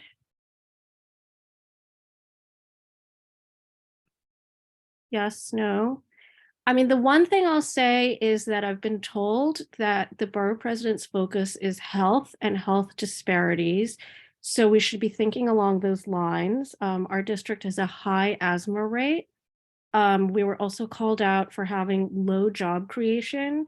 So I would say that the things that we should think about are We're a residential area, so I'm confused about the low job creation. Yeah, we don't have a lot of businesses in this area. well, so actually what I would say is the areas to think about for job creation are this hospital campus area, because the hospitals and healthcare are the biggest employer in our district. You know, we have a lot of people who are nurses aides, nurses, doctors, you know, all the 1199 workers. And then this area up here, which is the Botanic Gardens, the zoo, the library, the museum, you know, we have some major tourist attractions up here in Prospect Park, of course. And, you know, we do have some retail, but it's basically, it's local retail. So, and then every year we have Carnival, which really, I read somewhere that, you know, we all know that they bring in thousands of people from out of state as well as out of the country. But I read somewhere that it generates something like $40 million in revenue. So that's a huge event too. And that's not something, you know, so those are things that could be sort of big drivers of jobs that we should think about, and think about how we want to use the land in that context. And then for the, you know, in terms of health, I know like my neighbors have brought up this issue of smoke shops. That definitely is not good for asthma rates. So we may want to think about how, I know District 14 is looking at limiting, they're asking for zoning that could limit smoke shops. So that may be something that we want to think about too. So that's all I have to say. Does anybody else want to add anything? Overcrowded households. Okay, so I'll wrap it up then. I'm sorry to keep you late, Mia. I think no worries, Suki. yeah, we can talk about it. The only other thing from a health and community perspective, I don't think we have many like centers for active adults, senior centers in our area. And we have, you know, the armory, but we could also always use more recreational space for More the community children in the centers. game. Yeah. Yeah. Okay, yeah, that's a good one too. Anyone else want to throw anything in? Okay, so then I'm going to make a motion to adjourn. And what I'm going to do about our City of Yes recommendations, since they're due, is put together a spreadsheet with our comments and send it around and let you guys vote on submitting it to the ULURP committee. Does that sound good? Sounds like a plan. Thank you, Suki, for spearheading this. It's just too much. They just threw so much stuff at us. I can't believe it. John, is it okay if we send around like a Word document summarizing everyone's comments, and then we can vote on giving it to the ULURP committee? Sure. Okay. All right. Thank you all, and thank you, Mia. No problem. Good night, everyone, and take care. Okay. Bye. Have a good night. Good night.